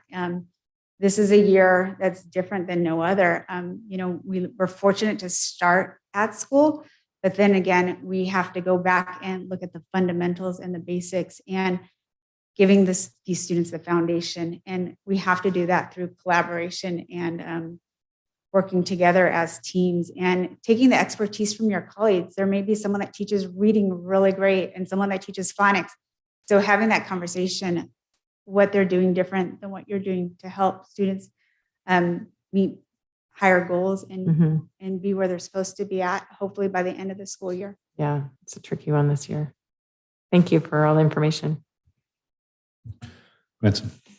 Sylvia, what guidance would you give to parents watching this around what this means for our district? I mean, there's a lot of numbers here, but I don't know, a parent might not know, should I look at these yellows and reds and greens as a warning sign, or is this where we should be, or where are we at relative to what we would consider peer districts, or where we're supposed to be at this point in the year? Hard for a parent probably and me to sort of know what to make of all this data. You're right, it is hard. And I don't even know if there's a good answer for your question that's very specific. The one thing I want to say is in the lower elementary grades, I think being in school is so fundamental because you're teaching those basic grades in kindergarten, first and second. And I also believe with intervention, those grades are the quickest to catch up. And so the focus on our intervention classes and the focus on the teachers of pulling small groups is really important. I think when you're talking to parents as well, is they need to remember that as long as their students giving their best, you don't want to push students too hard where the joy of learning is going to go away. So when the teacher is giving you a reading level, stick with that reading level. Don't push your child to go to reading levels above. Make sure they're really understanding how to decode the comprehension in the book. That's the most important thing, because then they're going to love school. And then your teacher can provide you then with additional new reading level as they continue to assess students and see their growth throughout the school year. The other thing is we typically see a really big leap in scores after the winter break because there always is regression over summer as well. That's good help. And I like the sort of the micro advice of not stretching your kid beyond where they're at to meet them where they're at. I think my question was coming more from an angle of the macro view. Like if somebody's trying to understand, think of somebody, I don't know, considering moving to Hermosa or considering the Hermosa school district versus private schools or something like that.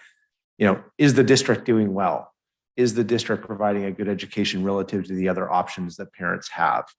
That's the gist I'm trying to get at. And that's what I was asking for. And I'm not, we may not be ready to give an answer tonight, and that's fine, but that's kind of the flavor I'd like to try to pull out, if we can, of this to sort of get a sense of, are we healthy or not? And are we healthy relative to benchmarks that we would want to hold ourselves to? If I may, so we actually did this comparison last year when we looked at our iReady scores in relation to our CAS scores.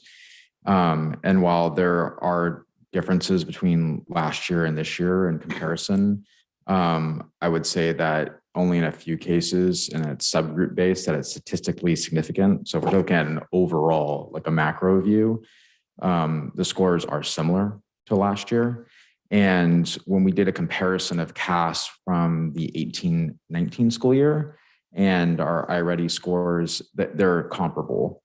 So we're to each other. So the school district is sort of staying level. Yes. And so while comparing iReady metrics to CASP is not, exact, there wasn't this wide discrepancy between the two scores. And for example, math performance being lower than ELA performance, that's common. That'd be, you see that in every school district. It doesn't mean we have work to do. And I think I would say that the work is more centered in some of the subgroups, like our students with special needs. I would say in the subgroup areas, that is, food for thought and things that we need to double down on, and hence some staffing adjustments as well as tier 3 interventions. Overall, like we are, I would say staying the course, so to speak. And now our role is to continue to accelerate students that are performing near grade level or at grade level. Thank you.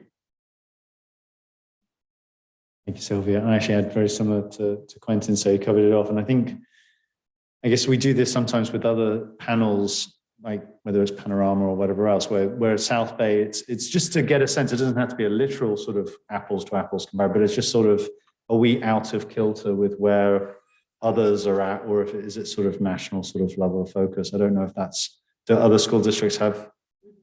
So we've reached out to our local South Bay school districts for those that are participating in iReady. There are 2 school districts, Palos Verdes School District, as well as Torrance Unified School District. And we've requested their data for comparison, and we will follow up with the board about that comparison. That's cool. Great. Thank you. The other thought I had was there's a lot of, to the point around, it's very data rich. So sort of extrapolating those insights and whatever else is also the platform, and where does that data reside? As I understand, at the moment we're using one-time funds for iReady, and I just want to make sure that is the data then transposed onto our platform into PowerSchool, and so that it just, if it's iReady isn't a platform we're using in future years, that data still stays with the child, and so you can look back and see how they were doing in other grade levels, etc. So that was one movement we focused on this year, was to ensure that all of our data for our students does stay with them through PowerSchool. So we were able to upload the iReady scores, and we will be uploading also our Fountas and Pinnell scores as well. So then when we have an SST, that data is available to us to look at and to have a conversation about. So it is available. That's great. And that's no small feat. So thank you to moving the focus on data and whatever else. So thank you. And I just say, that focus on tier 3 and subgroups, there's a lot in there. So thank you. A lot of work going on. Appreciate it.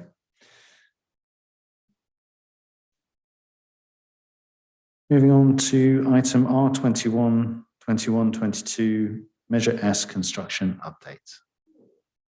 Good evening, President McCall and fellow board members. I'm excited to present our progress at View School. Next slide, please. So our infamous photo of the View School sign, which we still have, if anyone has any suggestions where to place it. Next slide, please. So this is our kinder building. We've got doors going in. You can see the windows. We're preparing the flashing to protect the water intrusion as well as the waterproofing. Next slide, please. So F1 kinder building, we're closing up the walls. On the right side, we're doing our ref and electrical and plumbing. And we finished on the left side, so we're closing up with the sheeting. Next slide, please.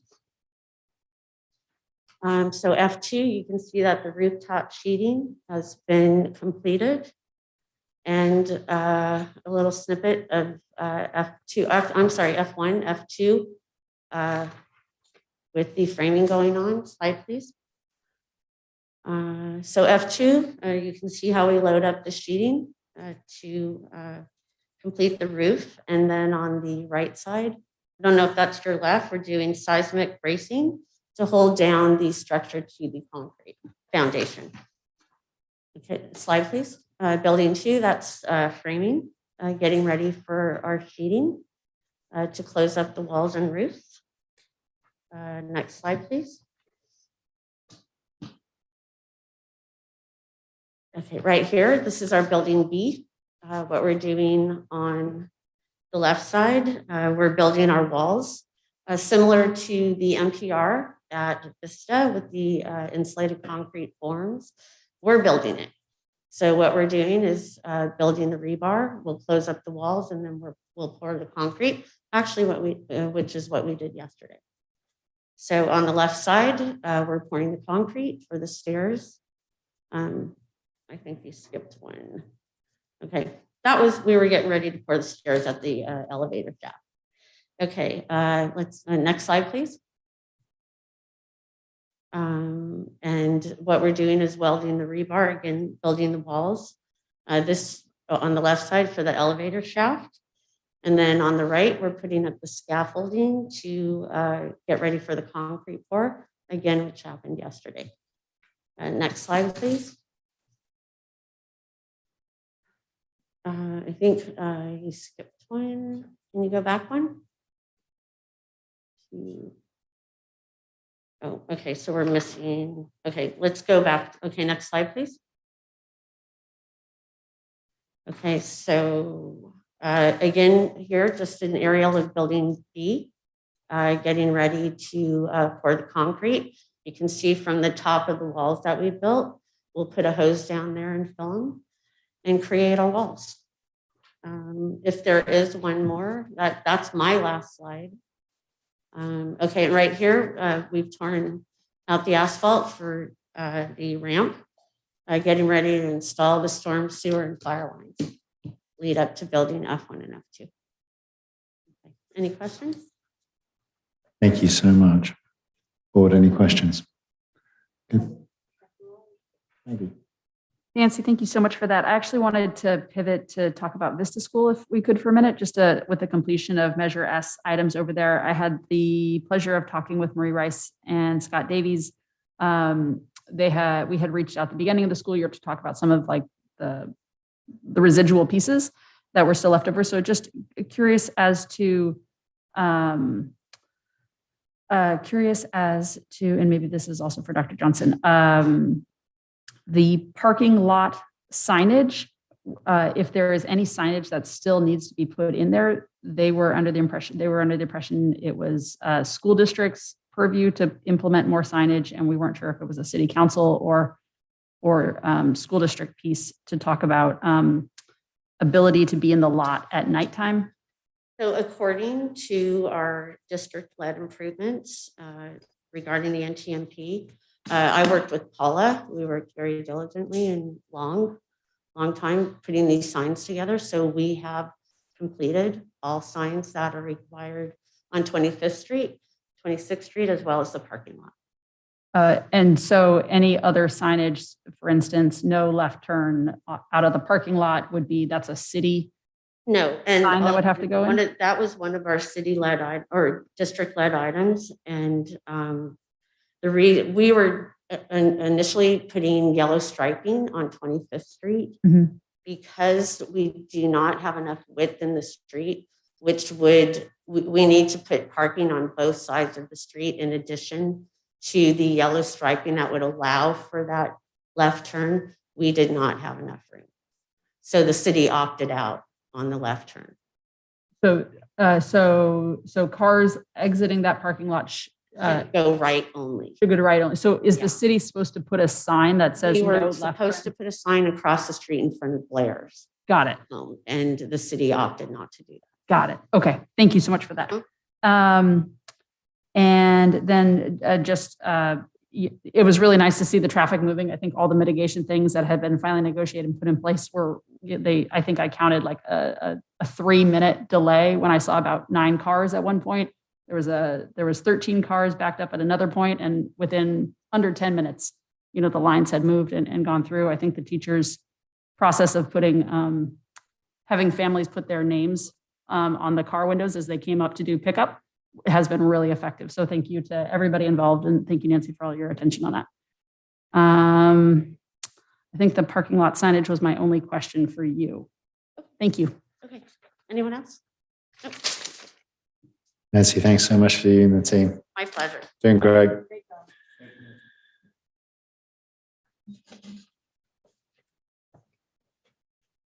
Moving on to item R22, 21, 22, health and safety updates.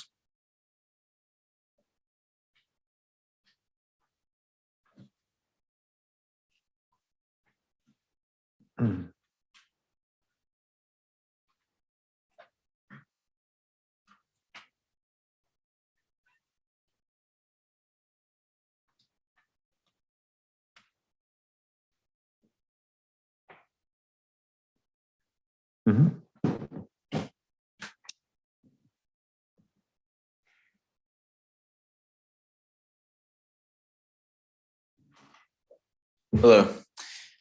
Tonight, I'm going to present to you today about our health and safety update slide.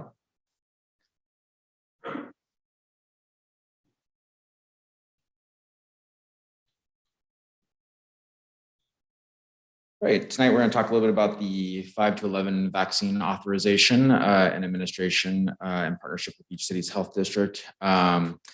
HBCSD tonight before you is a proposal to opt into optional based testing for all students and staff through Beach City's Health District. And then I want to discuss a little bit about an outbreak that we had in October, which we've successfully mitigated, and then continuing cases coming into November. Slide.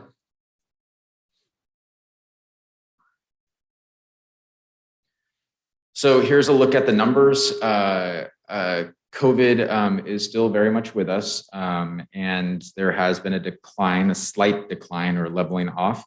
Hospitalizations are still kind of hovering in the 600 range as they were in the last month. And the updated protocols, it was an update last night, updating protocols about vaccines. So you can now chalk that up to 11.9. Slide. Here is some COVID numbers from Beach City's Health District. As you can see, we are still having cases here in the South Bay, much more limited than what you see in the greater LA County area, but still nonetheless with us. Slide. So let's talk vaccines. Vaccine authorization took place last week through various federal organizations. It was authorized for use in state of California.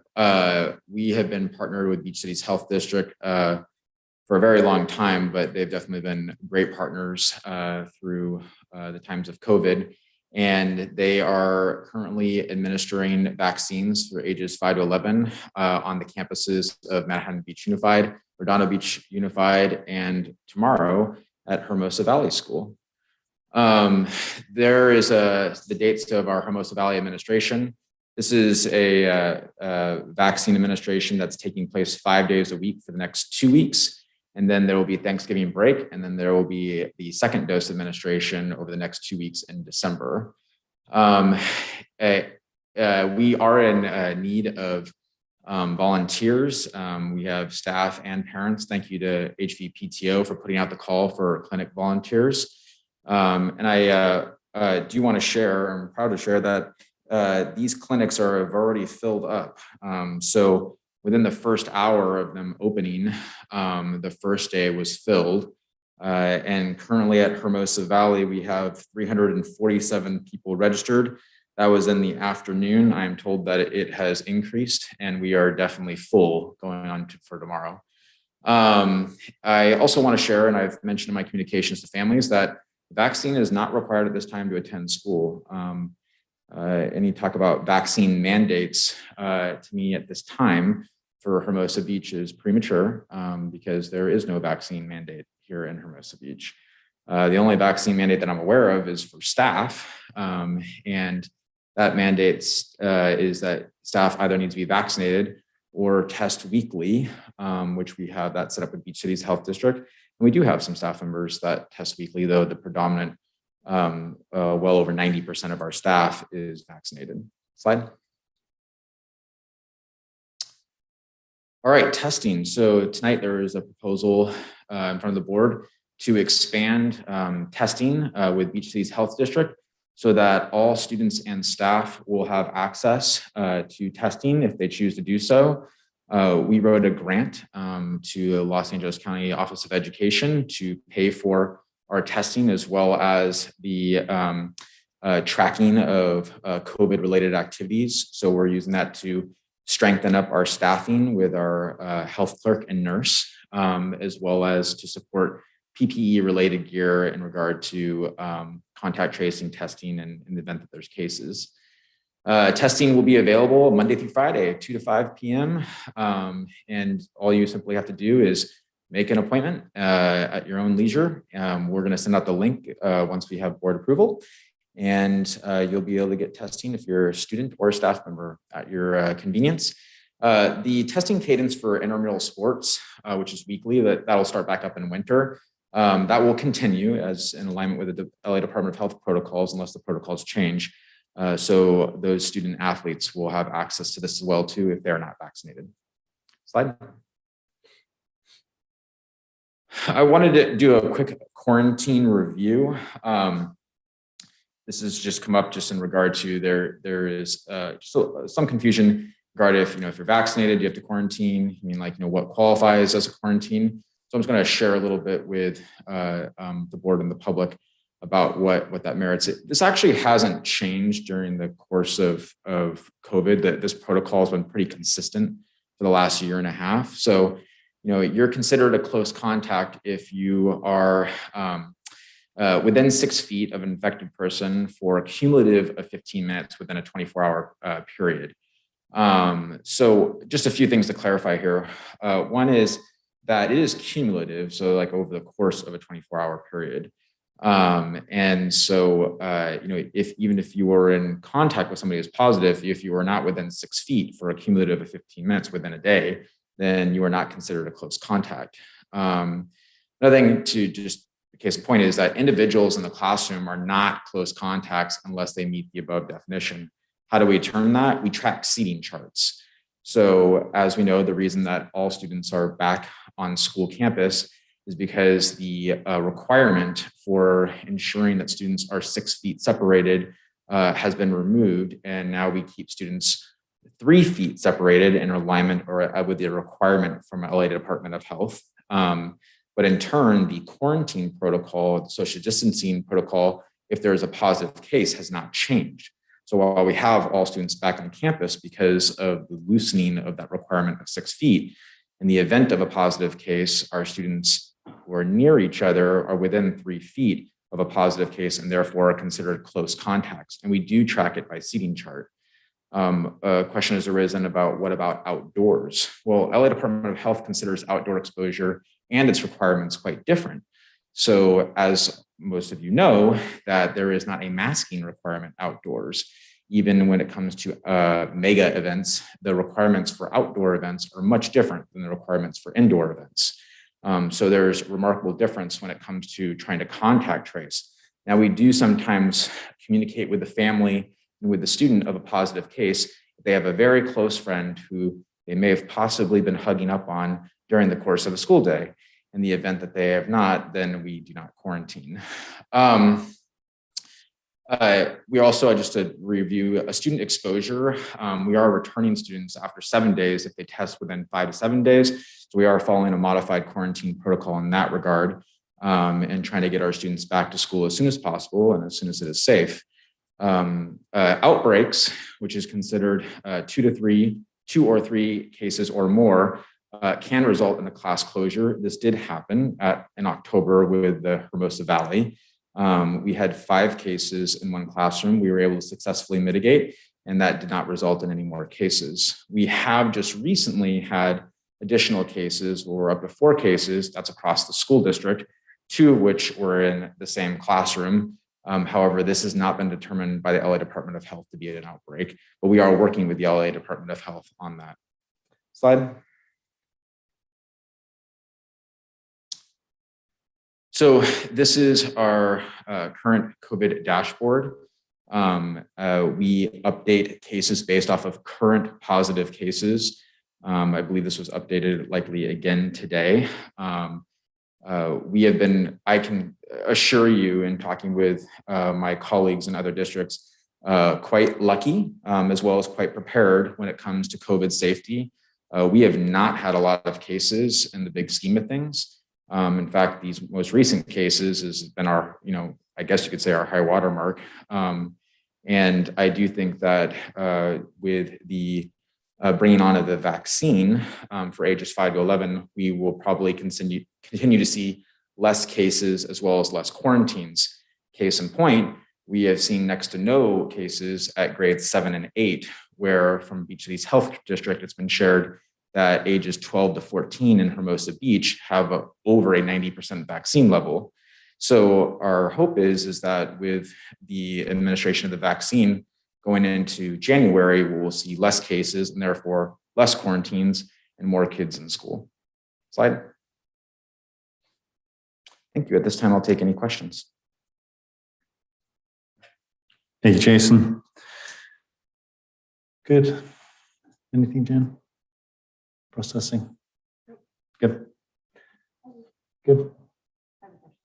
Oh. Jason, thanks so much for that report. I just wanted to applaud you for taking a lead off of the community's desire to keep kids in school by following public health recommendations, and your team just executing on them so well. I think you had mentioned that the district got applauds for how it just recently handled the COVID outbreak. So thank you again to your team and your staff on that. Actually, I was scrolling through Twitter earlier this afternoon, and Supervisor Janice Hahn shouted out Hermosa Beach for taking a lead on being a vaccine site. So I'm really proud that we're able to lead in the most populous county in the state, the most populous county in the nation, in making COVID, minimize the risk of COVID so our kids can stay in school. I really appreciate that. Thank you. Thank you. Indeed. Thank you so much. I know it takes a lot of work on top of just normally keeping kids safe and educated and wherever else, but taking weekends to sort of manage through on things. So to you and to all the staff, a huge thank you. No further questions. Thanks, Jason. Thank you. Big kudos to the team and staff. Thank you.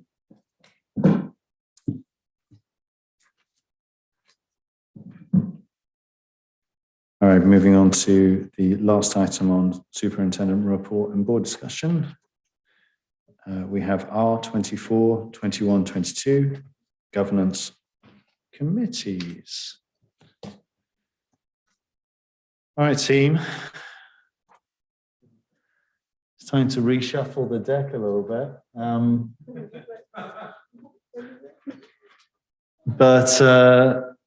I was going to sort of just list out here. I mean, thank you very much, Jason and team, because I think that it helps to sort of recognize that board members do a lot. And so, first of all, thank you very much to all my colleagues for all that you do. I've got one insight, having now sat and sort of and been in the center seat, is that bloody hell, it's a lot of work. But probably also this was probably not the year to, be putting my hand up for a lot of other things as well. And I think that just that's more of a thing I want to pay forwards a little bit, is that I think that the board president maybe should be overarching across things rather than trying to sort of get in the weeds on too many different committees. So my thought is that the responsibility of the board president role is quite sort of a lot in of itself, and you're across everything by the very nature of being of how you sort of understand and communicate with the superintendent, etc. So I think there's some items down here that makes a lot of sense. I mean, for instance, I've been the lead representative on the Measure S facilities meeting I took over from Jen in terms of Jen saw through on Vista, and I've been the lead, as it were, for the board in terms of view. I think in many respects that makes sense. I'm happy to continue that. I know the team and what's going on things. So that was the only thing I was going to sort of just preemptively tee up. I think there's an element of consistency probably on the facility side of things, which I think would make sense. There is also, I think, just the recognition that some of these things, under normal circumstances, for instance, the South Bay Board Presidents meeting, I think kudos to Maggie, because that was, and then Jen picked up on it, and it's the sort of thing that, I love this description. It almost makes it seem like it's so social, networking and learn what others do. But this last year, it's been weekly triaging of what the hell is going on with DPH and how do we help support superintendents. And it's been a 2 to 3 hour meeting of sort of really trying to understand how we can collectively, as relatively small school districts, support each other on these sort of enormity of issues. So anyway, I don't want to sort of, there's a lot to unpack here. I think probably as we go through these committees and representatives, I mean, if there's ones that folks want to put their hands up for, I think we can sort of just go down the line, as it were, if that makes sense. Is there anything else any other board members want to sort of query or clarify before we sort of go through items? I'm just clarifying just like the names of things and the, we're not calling it the Equity Task Force anymore. We're not calling it Social Emotional Learning Committee. Right. Yeah. Yeah, and Jen shared in the board update the deductions and ads. I can review those if that would be helpful for the board. Sure. Yeah. So the Equity Task Force is now the Equity and Inclusion Committee. Mm-hmm. The Reopening Schools Learning Continuity Plan Advisory Committee no longer exists, and that you could just say is the LCAP Committee. And then the Social Emotional Learning Committee is now called Wellness Council. Thank you. Now, dare I ask, are there any other things that we either, because I don't know, sometimes it's Beach Cities Health District. I mean, keeping in touch, they often have representatives. Again, sometimes that falls on the center seat. And so it's like, hey, that's maybe a great thing, but maybe that's another thing to sort of distribute the wealth of things. I don't know. I'm open to input as to how we sort of shape these things. It's dependent on the board if they want to continue to marry certain things to the board president, but I would point out the compact meetings with the city, which we are doing quarterly. So that would be a one.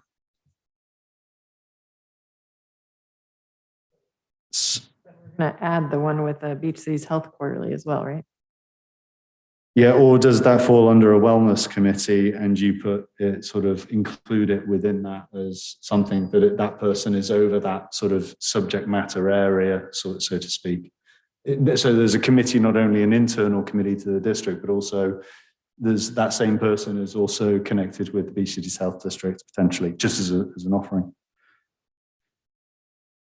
I agree, there's almost a presidential sort of, almost like it's maybe a reclassification, because there's the president's role that has not only the compact, as you say, with the city, but also, so there's certain elements that it's really, naturally fall under that purview of the president. Yeah, the compact meeting has also evolved.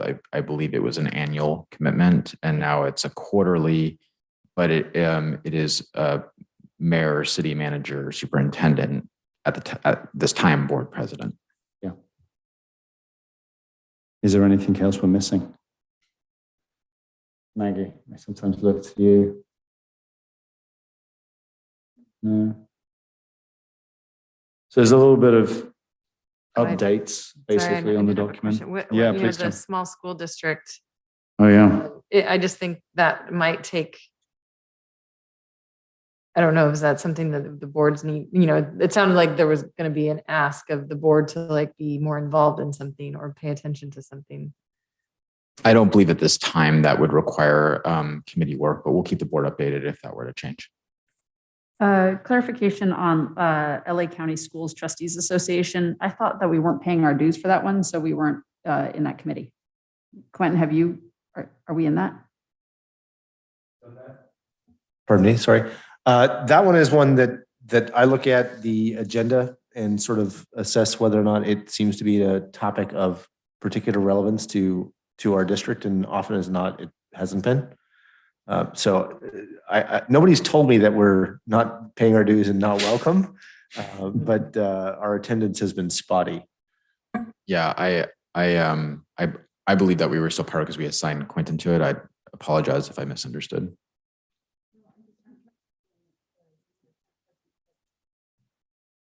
I'm trying to remember the name of the current representative because they had forwarded us I had forwarded along an email somewhere in the past year, and they were curious about our membership status. I'll see if I can find it.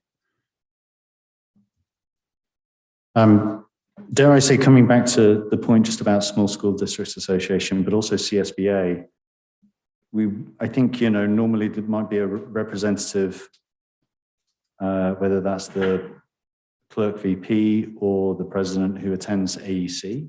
And that's just, whether it's AEC or something offered, from Tim and SSDA that's maybe a little bit more tailored to our nature. I mean, some of those, the CSBA work is great and on many levels, obviously that's a worthwhile thing that we're a part of, but attendance at that, whether that's in person or virtual, or if one person can't make it, a representative from the board. I attended it last year. I know, in previous years, whether that's virtual or in person. So, that would also be something that would be good to maybe sort of know. It doesn't need maybe the whole board, but although other boards I know of the South Bay are all attending in their entirety. So I just sort of maybe we do put something that makes sure that we are, again, distributing that, or whether that's at the board president VP level. In the board president meetings, did you talk about other, what like Redondo or Manhattan have as committees? Are we missing things that we didn't know we were supposed to be attending? Yeah, I don't think necessarily from a committee perspective. Obviously, it depends, they scale differently as organizations, even though they consider themselves small. Such as the unique charm of our district and the fact that we do all wear many hats. So again, it's sort of no, but that's a good point, and I think we should just be constant. I think the fact that we've built up that that connection with our partnering districts, and that we support each other, and we're looking at sort of the legislative stuff as an example of how that can make managing up to make meaningful change for us as well as other districts is a good thing.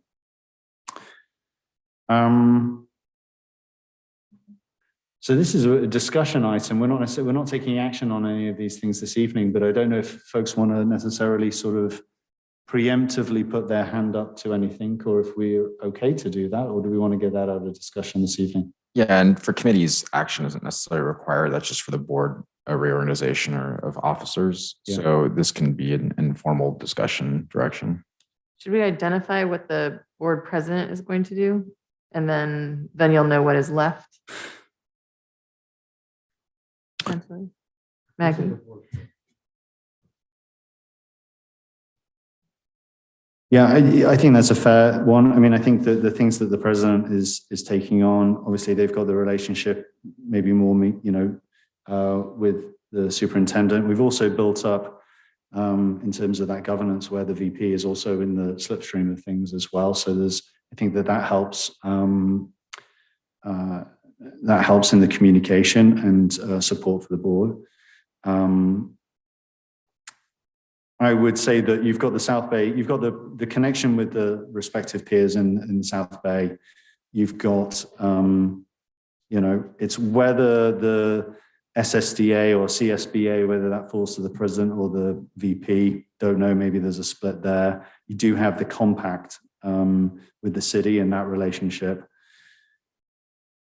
After that, Can I yeah, make a suggestion? yeah. I would say that the board president's role is, definably more robust when it comes to governance. So I would encourage the board president to be part of governance items. So like, for example, CSBA, I think is related to governance. On the other hand, it seems that, for example, like the HBF or HVPTO meetings, we might consider that not being a board president responsibility because it doesn't require governance. The same might be true for the city school compact. In that regard, though, I would say that with the city school compact, the mayor or the head does attend that meeting. So I think looking at it from that lens of governance may help us be more judicious about using the board president's time. I'm curious, Jen, if you're just asking my opinion as to like where I feel like I should spend my time as board president for this, like city school compact for me is important. And the South Bay board president's meeting is important. I know Stephen has been taking the legwork on facilities, and you and he had split up facilities when you guys were doing that. It makes sense in my mind to have Stephen continue on that if he is interested in continuing to have that piece as the conversation, and I can lean in when necessary on it. But there's a continuity of conversation that can take us over the finish line for view being completed. And so that would leave the HB PTO and Ed Foundation meetings. That leaves equity. That leaves LCAP, wellness, county school trustees, I think, as the remainder items on that.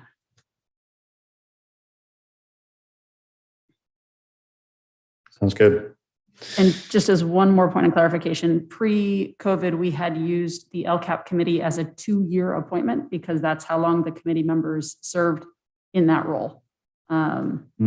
So I don't know if that is something we want to go back to, given that the rest of the advisory members. Sylvia, are you still having those community members be 2-year positions on it?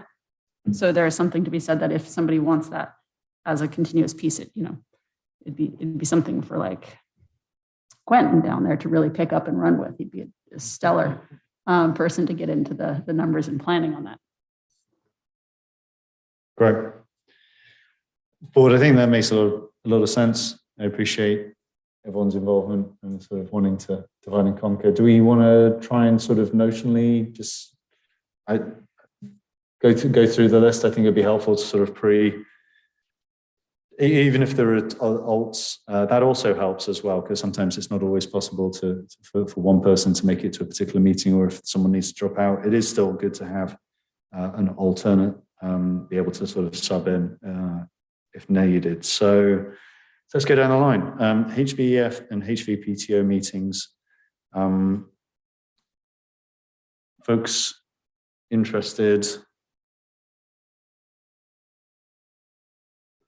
I would typically be interested. This one is personally for me difficult because significant other childcare issues. I could be the alternate, like if I need to step in for 1 or 2, but to be the main person is difficult for me. So no, help people understand. Thank you.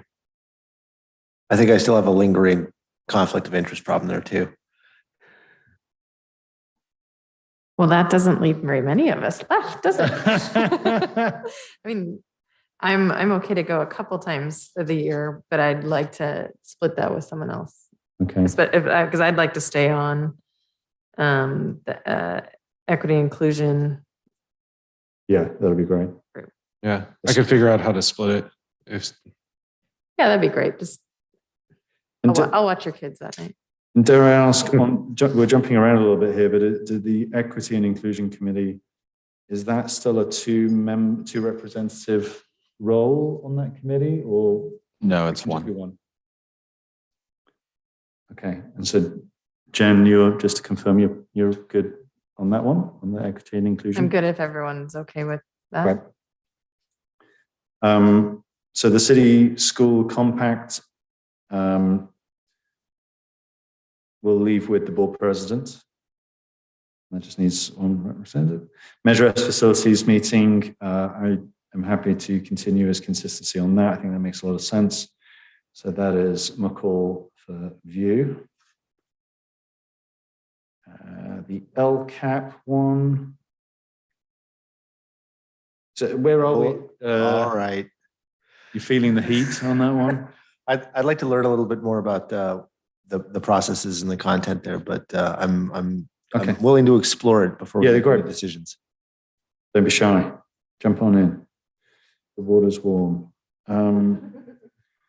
The wellness we have. We've had Jen. We had me, but then we had moved off of me. I thought we had assigned someone else that. The Wellness Council. You're still on it. You just, yeah. So we're welcome to pass that torch. I'll stay with that one too. I'm okay with that one unless somebody else wants it. How often are they meeting? Monthly. Monthly still? Yeah. Okay. We did used to have safety as a committee. I'm going back to I'm pulling back.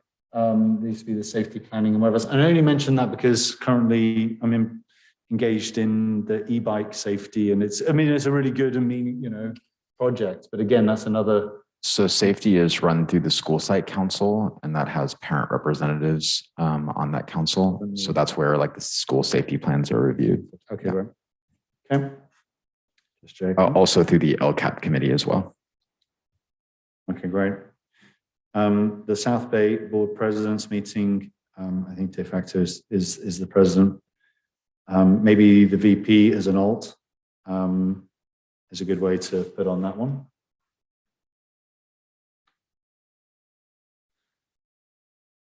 Los Angeles County Schools Trustees Association, assuming we're in good order. I can take that. Thank you, Doug. And the LA County School District Organization.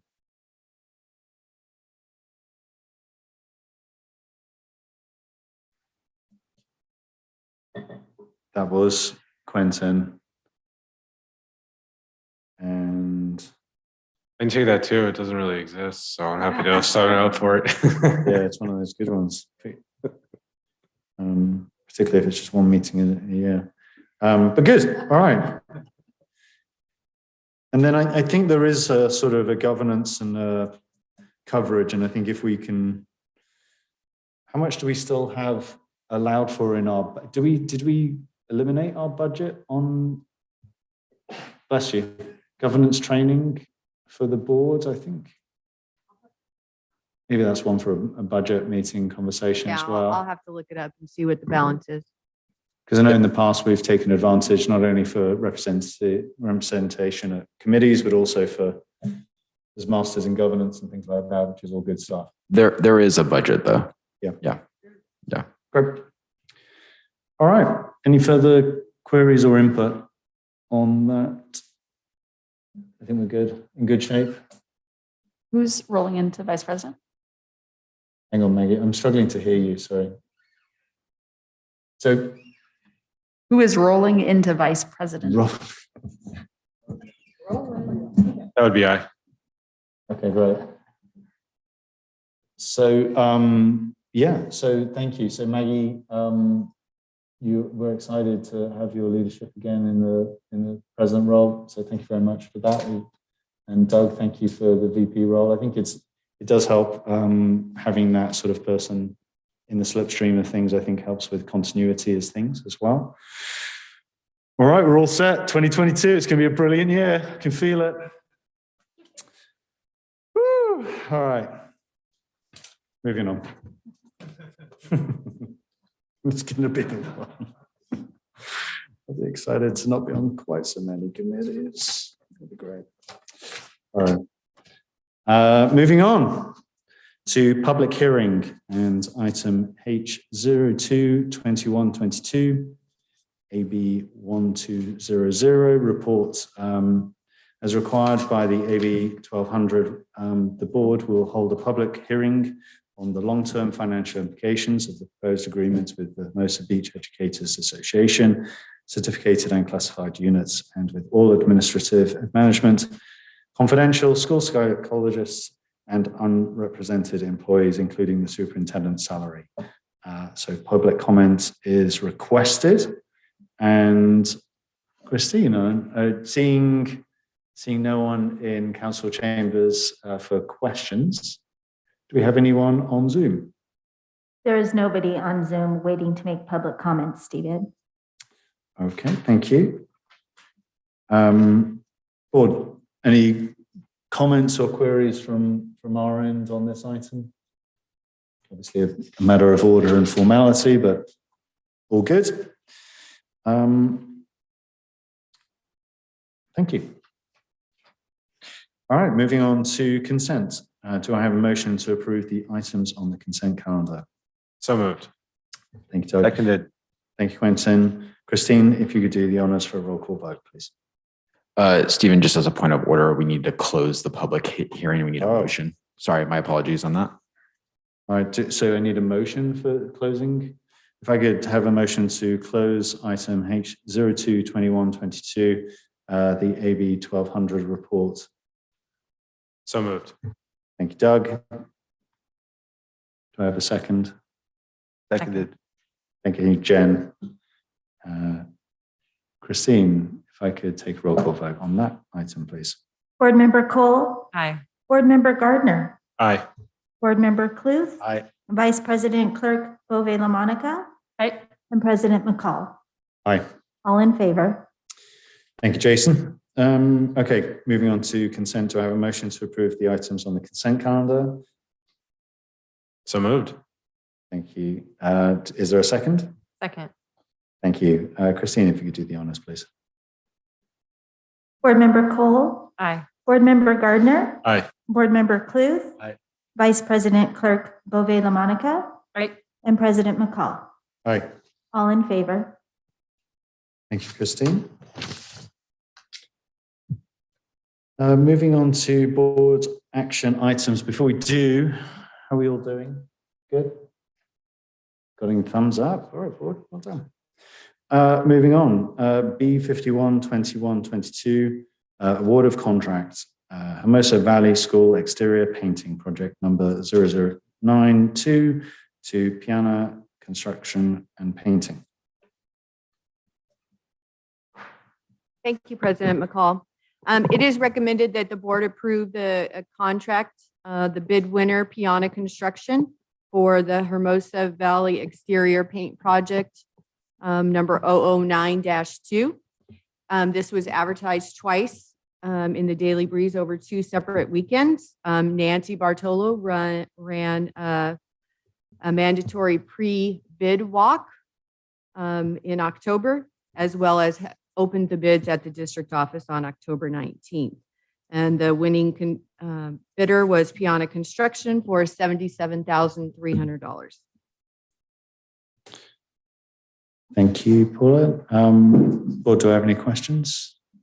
Jen? I just have a quick question. Yeah. Usually around paint is what color it's going to be to either be a. Yes, Christine, can you pull up the visual for the paint colors, please? Give me just a minute, Paula. Sure, no problem. So we're going with more of a gray scheme that matches the back half of the campus, the library and the science building. That was the last addition to the property there. So we'll bring those color schemes up. It's a gray, fancy, and do you know the names of the colors? Okay. But it's more just so the public knows that it's going to be a new color than it is currently. So to Yes, be aware. Just thanks for asking that question, and we will put up a visual to share. It is in the board packet as well too, Christine. But the color that they can count on is the color of the newest buildings in the back of the library. So that's a sea gray with an eggshell white. And yes, I may be making up those names. Can we call it dolphin white? Mexican silver and rich. So Specifically dolphin gray. So there you go. I like that.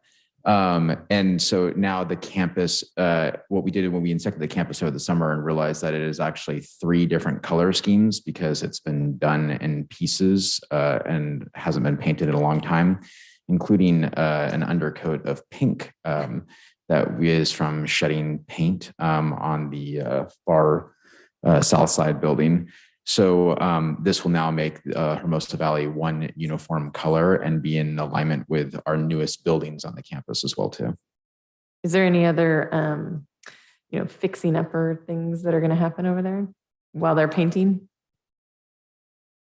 the gutters on that front building along building C, as you walk up the walkway between the 2 fences on the south side, will be repaired as well. The project will happen on non-student days and on Saturdays perhaps, and the project will be complete by June 30. It'll be completed in this fiscal year. So they'll probably be working over holiday breaks, Thanksgiving, winter break, spring vacation, ski week. Great, thank you. You're welcome. Thank you. Board, any other queries? Thank you. And I agree, this is great. Obviously, it does a lot to lift the campus. So thank you for putting this together. I would agree. There's maybe a bit more. I mean, maybe some of the rusted items. I don't know if that's more than the gutters in those particular locations. I just want, I guess maybe that some of that might also be if they, as they go through and do this work, if there's any spots that we need to come back to. Obviously, Nancy's going to save us a whole load of money out of the view construction contingencies that we're going to be able to deploy. I know, and hopefully we can get that, but we'll see. Okay. Yeah, it's great. I mean, as much as we can give Valley the love and appreciate all the work that will go into it. That's great. All right, do I have a motion to approve item B51, 21, 22, the award of contract Hermosa Valley School exterior painting project number 0092 to Piana Construction Painting, not to exceed $77,300. So moved. Like in chorus, you guys, we should have a choir. Like Jeopardy. Thank you, Doug. Do I have a second? Second. Thank you, Jen. Christine, if you could do the honors. Thank you. Board Member Cole. Aye. Board Member Gardner. Aye. Board Member Cluth. Aye. Vice President Clerk Bove LaMonica. Aye. And President McCall. Aye. All in favor. Item B52, 21, 22, actuarial valuation study on other post-employment benefits in accordance with Government Accounting Standards Board Statement 75, the GASB 75. Thank you, President McCall. It's recommended that the board approve the actuarial valuation study of the OPEB or other post-employment benefits for the fiscal year 21-22 that was performed by Grant Thornton LLP, which is our ongoing provider. You just approved in the consent section his contract for the next several years. They do good work for us, and this is something that we put forth every year. Thank you. Board, any queries? Seeing none, do I have a motion to approve? Thank you. Item B52, 21, 22, the actuarial valuation study. Second. Thank you, Jen. Christine, if you could do the honors, thank you. Board Member Cole. Aye. Board Member Gardner. Aye. Board Member Cluth. Aye. Vice President Clerk Bove LaMonica. Aye. And President McCall. Aye. All in favor. Thank you, Christine.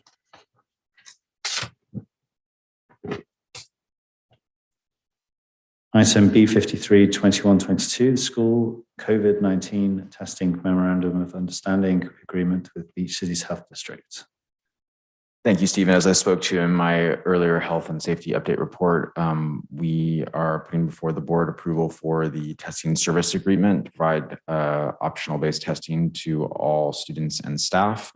This is being paid for by a $200K plus grant that we wrote to and received from LACO, and approval is recommended to the board. Thank you. That's great. Board, any queries on this MOU?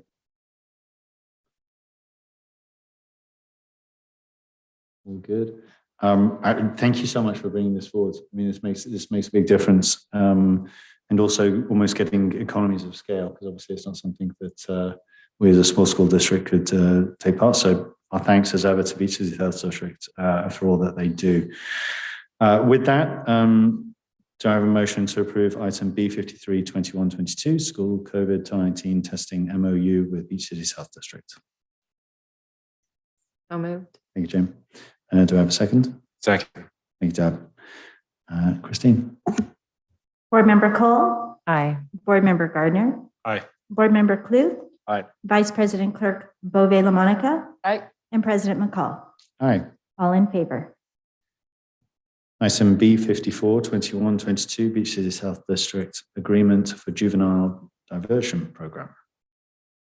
Last year, the district participated in the juvenile diversion program with Beach Cities Health District to assist students who were in need of intervention and restorative justice. We would like to continue that. So it is recommended that the board approve the agreement with Beach Cities Health District for the juvenile diversion practice. Great. Thank you, Sylvia. Board, any queries? Seeing none, do I have a motion to approve item B54 2122, Beach Cities Health District agreement for juvenile diversion program? So moved. Thank you, Doug. Do I have a second? Second. Thank you. Christine? Board Member Cole. Aye. Board Member Gardner. Aye. Board Member Cluth. Aye. Vice President Clerk Bove LaMonica. Aye. And President McCall. Aye. All in favor. B55 2122, contract for school psychologist staffing services. This year, the district had a school psychologist resign in the middle of the school year, which led us to have an opening. We are contracting with school psychologist staffing service to provide a school psychologist to assist with assessment. So it's recommended that the board approve the contract with the speech pathology group to provide staffing services. Great. Board, any queries? Seeing none, do I have a motion to approve item B55 2122, contract for school psychologist staffing services? So moved. Thank you. Do I have a second? Second. Thank you, Jen.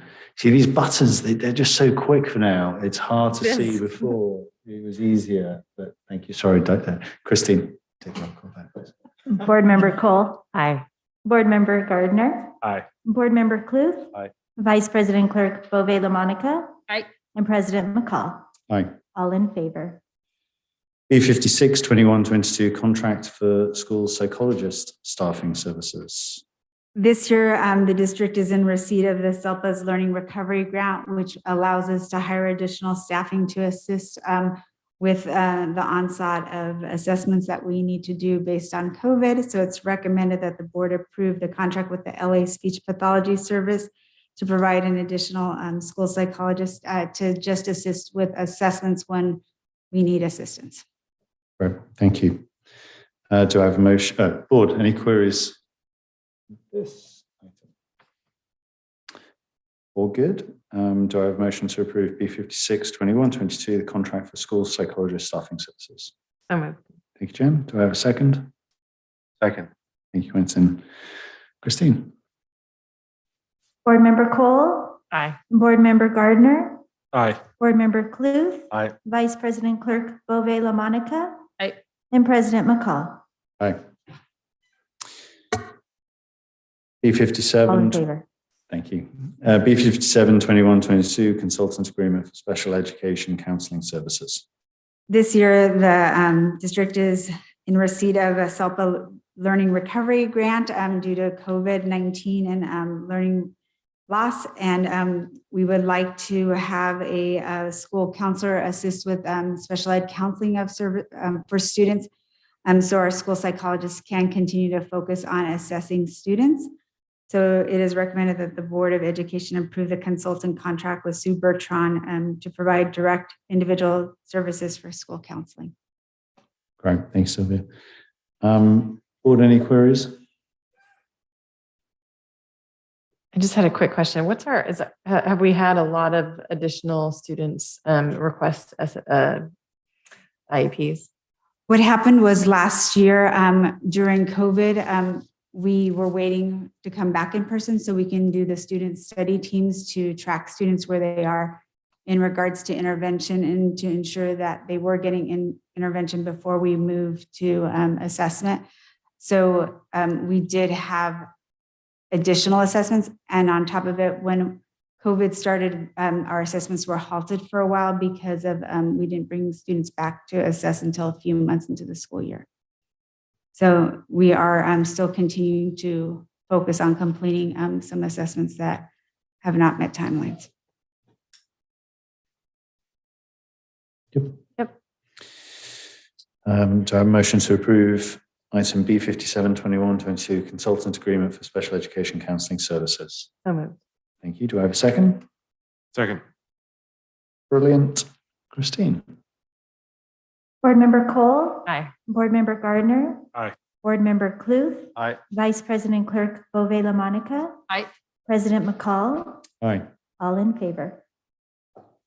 Thank you. Moving on to personnel items. First up is P24, 21, 22, the updated salary schedules for administrative, certificated, classified, management, confidential, and school psychologist. Thank you, Stephen. Approval is recommended to the board to update our salary schedules in reflection of our negotiations with HBA for the certificated and classified. On the administrative and confidential side, it's a me too. So what they get, administration gets, excluding the superintendent. And your approval is recommended. Thank you. Thank you, Jason. Board? Jen? Let's do this. Any queries? No. Good. All right. Board, do I have a motion to approve item P 24, 21, 22, updated salary schedules for administrative, certificated, classified, management, confidential, and school psychologist? So moved. Thank you. Do I have a second? Second. Brilliant. Christine? Board Member Cole. Aye. Board Member Gardner. Aye. Board Member Cluth. Aye. Vice President Clerk Bove LaMonica. Aye. President McCall. Aye. All in favor. Thank you. Item P25, 21, 22, classified employment transaction for new position and salary schedule for licensed vocational nurse. This year, our school nurse has been busy with contact tracing, and we also have several students that have medical needs that need to be tended to. And so it is recommended that LVN be placed at the school site to assist in the duties, so our school nurse can continue to focus on the task at hand that she is working on. And right now she's multitasking and really helping us out with contact tracing. So it's recommended that the Board of Education approve the classified job description and salary schedule for the licensed vocational nurse position. Thank you.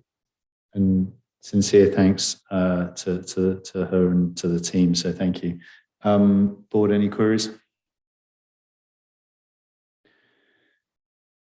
Do I have a motion to approve P25, 21, 22 classified employment transaction for new position and salary schedule for licensed vocational nurse?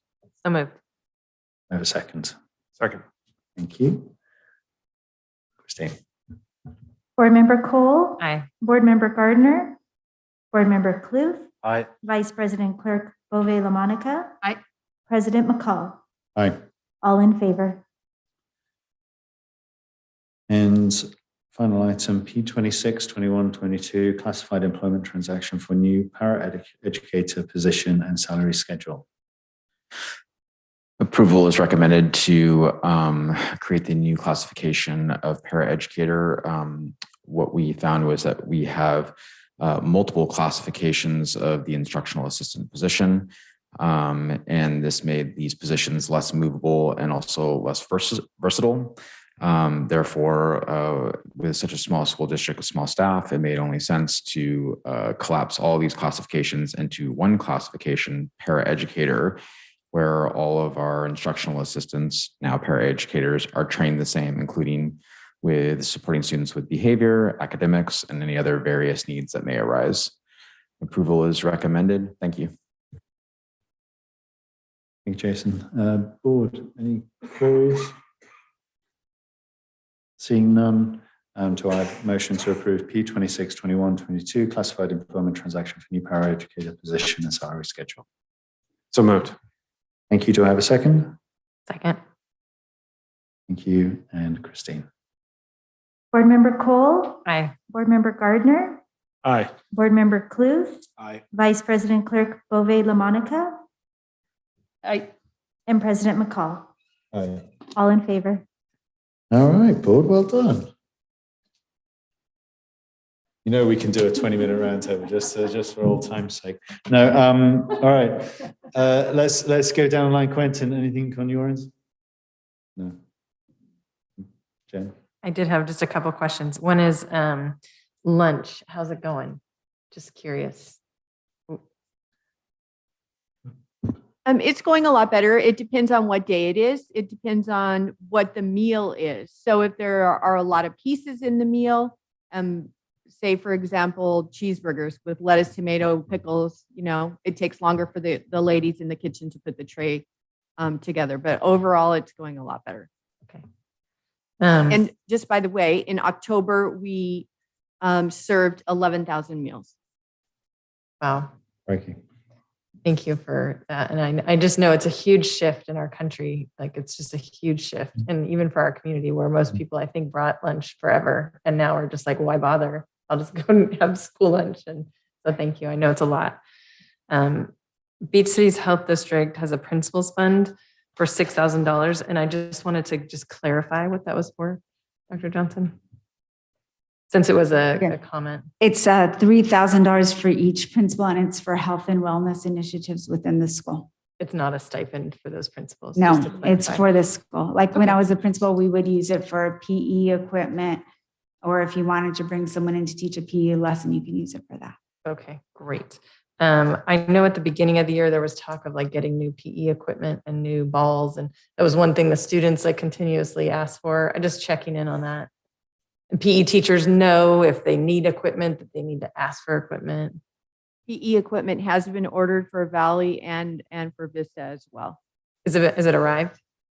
I believe, yes, it has. Okay, just curious.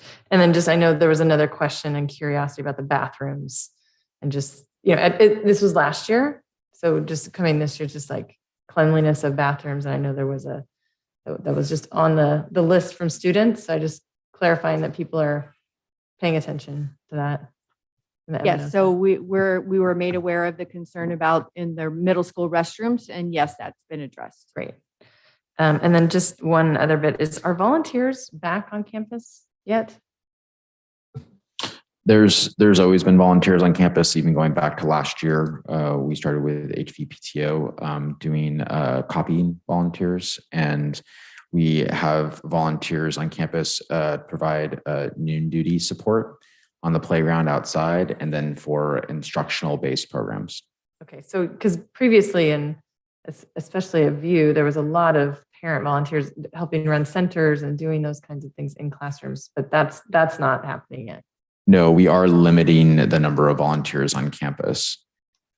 And do you think that's going to lift a little over the next few? When do you foresee that potentially lifting? I'm thinking about it for academically. Yeah, I would say like probably many of the protocols out of LA Department of Health, when we get out of the winter months, that's something that we'll take a look at. I do believe and I'm very hopeful that with the vaccinations for 5 to 11-year-olds rolling out, that we're going to see a rolling back of many of the requirements and protocols. That's all. Thank you. Thank you, Jen. Doug, anything from you? Just a couple of quick things. One, I want to give a shout out to the HBS cross country team for the fall sports. I know a couple of us up here had kids doing that. They did a great job, and thank you to Mr. Hecker. I actually ran with them one day. It was lots of fun. So shout out to them. That's number one. Number two, I wanted to, Jason mentioned it in his presentation, but wanted to repeat that if you are vaccinated, you do not need to quarantine. That is correct, correct? That is correct. Thank you. Yes. So I want to make sure that that was clarified again as a hopeful impetus to get kids vaccinated and keep them in school as much as possible, because that should certainly be the goal. And I wanted to just take a moment to wish everybody a safe, happy, and healthy Thanksgiving. Please keep in mind and be careful as we're all coming back from various places that following Monday, as we have seen with Halloween. But hope everybody has a wonderful break and holiday and week off and gets to spend some time with family. Thank you. Maggie? I do have a couple things. Jason, did you want to talk about the NTMP In what capacity? in the city presentation last week? I would say maybe it would probably best, since this is roundtable, for you to discuss it, since you were also an attendee. So the city alerted members of the NTMP that they were going to introduce a conversation about one-waying 26th Street. And so they held a public forum. It wasn't a hearing. There wasn't an action item. It was a chance for the city to address the issue that had been part of the short-term mitigation strategies to look at traffic and safety around that neighborhood. So it was held. There were about 20 folks who had RSVP'd for the link, and really good conversation by all the neighbors in the North Hermosa area. So there was no takeaways from it. There was no action. It was really a chance for the city to hear from folks about putting forth that piece. That was one. Did it seem like it was the public support was behind making it one way? I'm just curious. Or there really wasn't any. It was a chance for people to express their comments about what it would look like implemented going one way westbound. There was a concern that it would divert more traffic to the alley north of 26th Street. Is there a next step or a meeting planned by the city on that? Or not that I'm aware of? Okay. Any other questions on it? No, but thank you. The second one, I just want to alert everybody to this email I got from Suzanne, who lives in Switzerland and visits several times a year to work on the sand dune. And so she, just confirming, nobody else got this email? No. So I wanted to meet and share that the restoration is going well. A wet winter would be great for the native habitats. Just kind of skipping some things here. There's a lot to work on, steps to educate students on what the restoration is. It's more than a restoration, it's a native habitat area, since we have real native plants growing. Miss Heath's 8th grade students started off the year with restoration stage 8. We did one day of walking the ramp to familiarize them with the area, then took them to their designated areas to work the next day. Day 2 was clearing the area and sowing restoration seed. There were bladder pod, beach evening primrose, pink sand verbena, and silver beach fir, all seeds that had been collected from previous restoration areas. I feel the students in general had a great time and a new experience to encounter the sandy elements. There is a number of folks who live in that valley area who contribute to the daily upkeep of it. So it really has been a community piece. If you haven't taken a walk there recently, I highly recommend it. Any questions for Suzanne? No, but I loved that presentation on blue butterflies. It still sticks with me, and I'm very thankful that we have community members like her who sort of help champion these projects. So Jackie Jason. Tagliaferro, the neighbor behind there, has been the local kind of a champion of that space. I just want to second that. If anyone has not had the pleasure to meet Suzanne Evans, she is an amazing person. And I did take a tour with her of the sand dunes as well as parts of Hermosa Beach. It is fascinating to walk and talk with her. Great person. My last two things, the Wellness Wednesday post off of social media, just a compliment to the team off of the social media post. I think they're doing a great job. It was great to highlight the counselors' work that's happening there. And then just to further compliment the principal of Vista on everything she's doing around social emotional wellness. I think it is just, it's so good for the students, that self-awareness piece, the regulation, and to have interpersonal skill building is essential to kids having a good academic experience. Just to set the record straight, like Common Core actually started with No Child Left Behind in 2003 and then came into California in 2013. So, not something new that the district's doing. I'm really glad the district is like taking really sound practices and continuing them. And then the same thing with social emotional learning. I think I learned it when I was in the classroom teaching in 2003. So really glad we're just taking really sound, long implemented, decades old practices and continuing to make them better and better for Hermosa. So, we're at least 3 decades into social emotional wellness work. Thank you. Yes, thank you, Maggie. And thanks for pointing that out as well, too, that the social emotional learning frameworks go back as early as the late 80s and early 90s. All right, board. I'll keep this shortish and sweet. But first of all, happy birthday, Jason. We're thankful for the day that you were born and being here with us on your birthday. So a big shout out to Dr. Johnson and his birthday this evening. I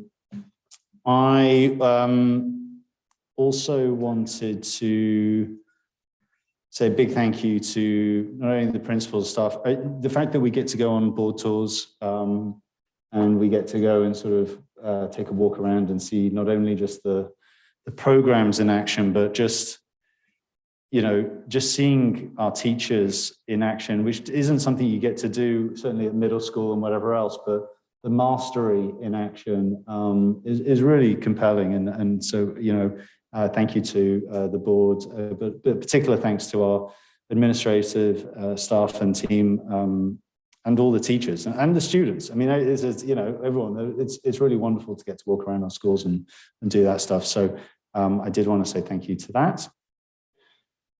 I've already shouted out State of the Schools. If you're still watching at this late hour and you haven't checked out State of the Schools, do it. It's a good one. We've already said our thanks on that. The carnival numbers are bonkers.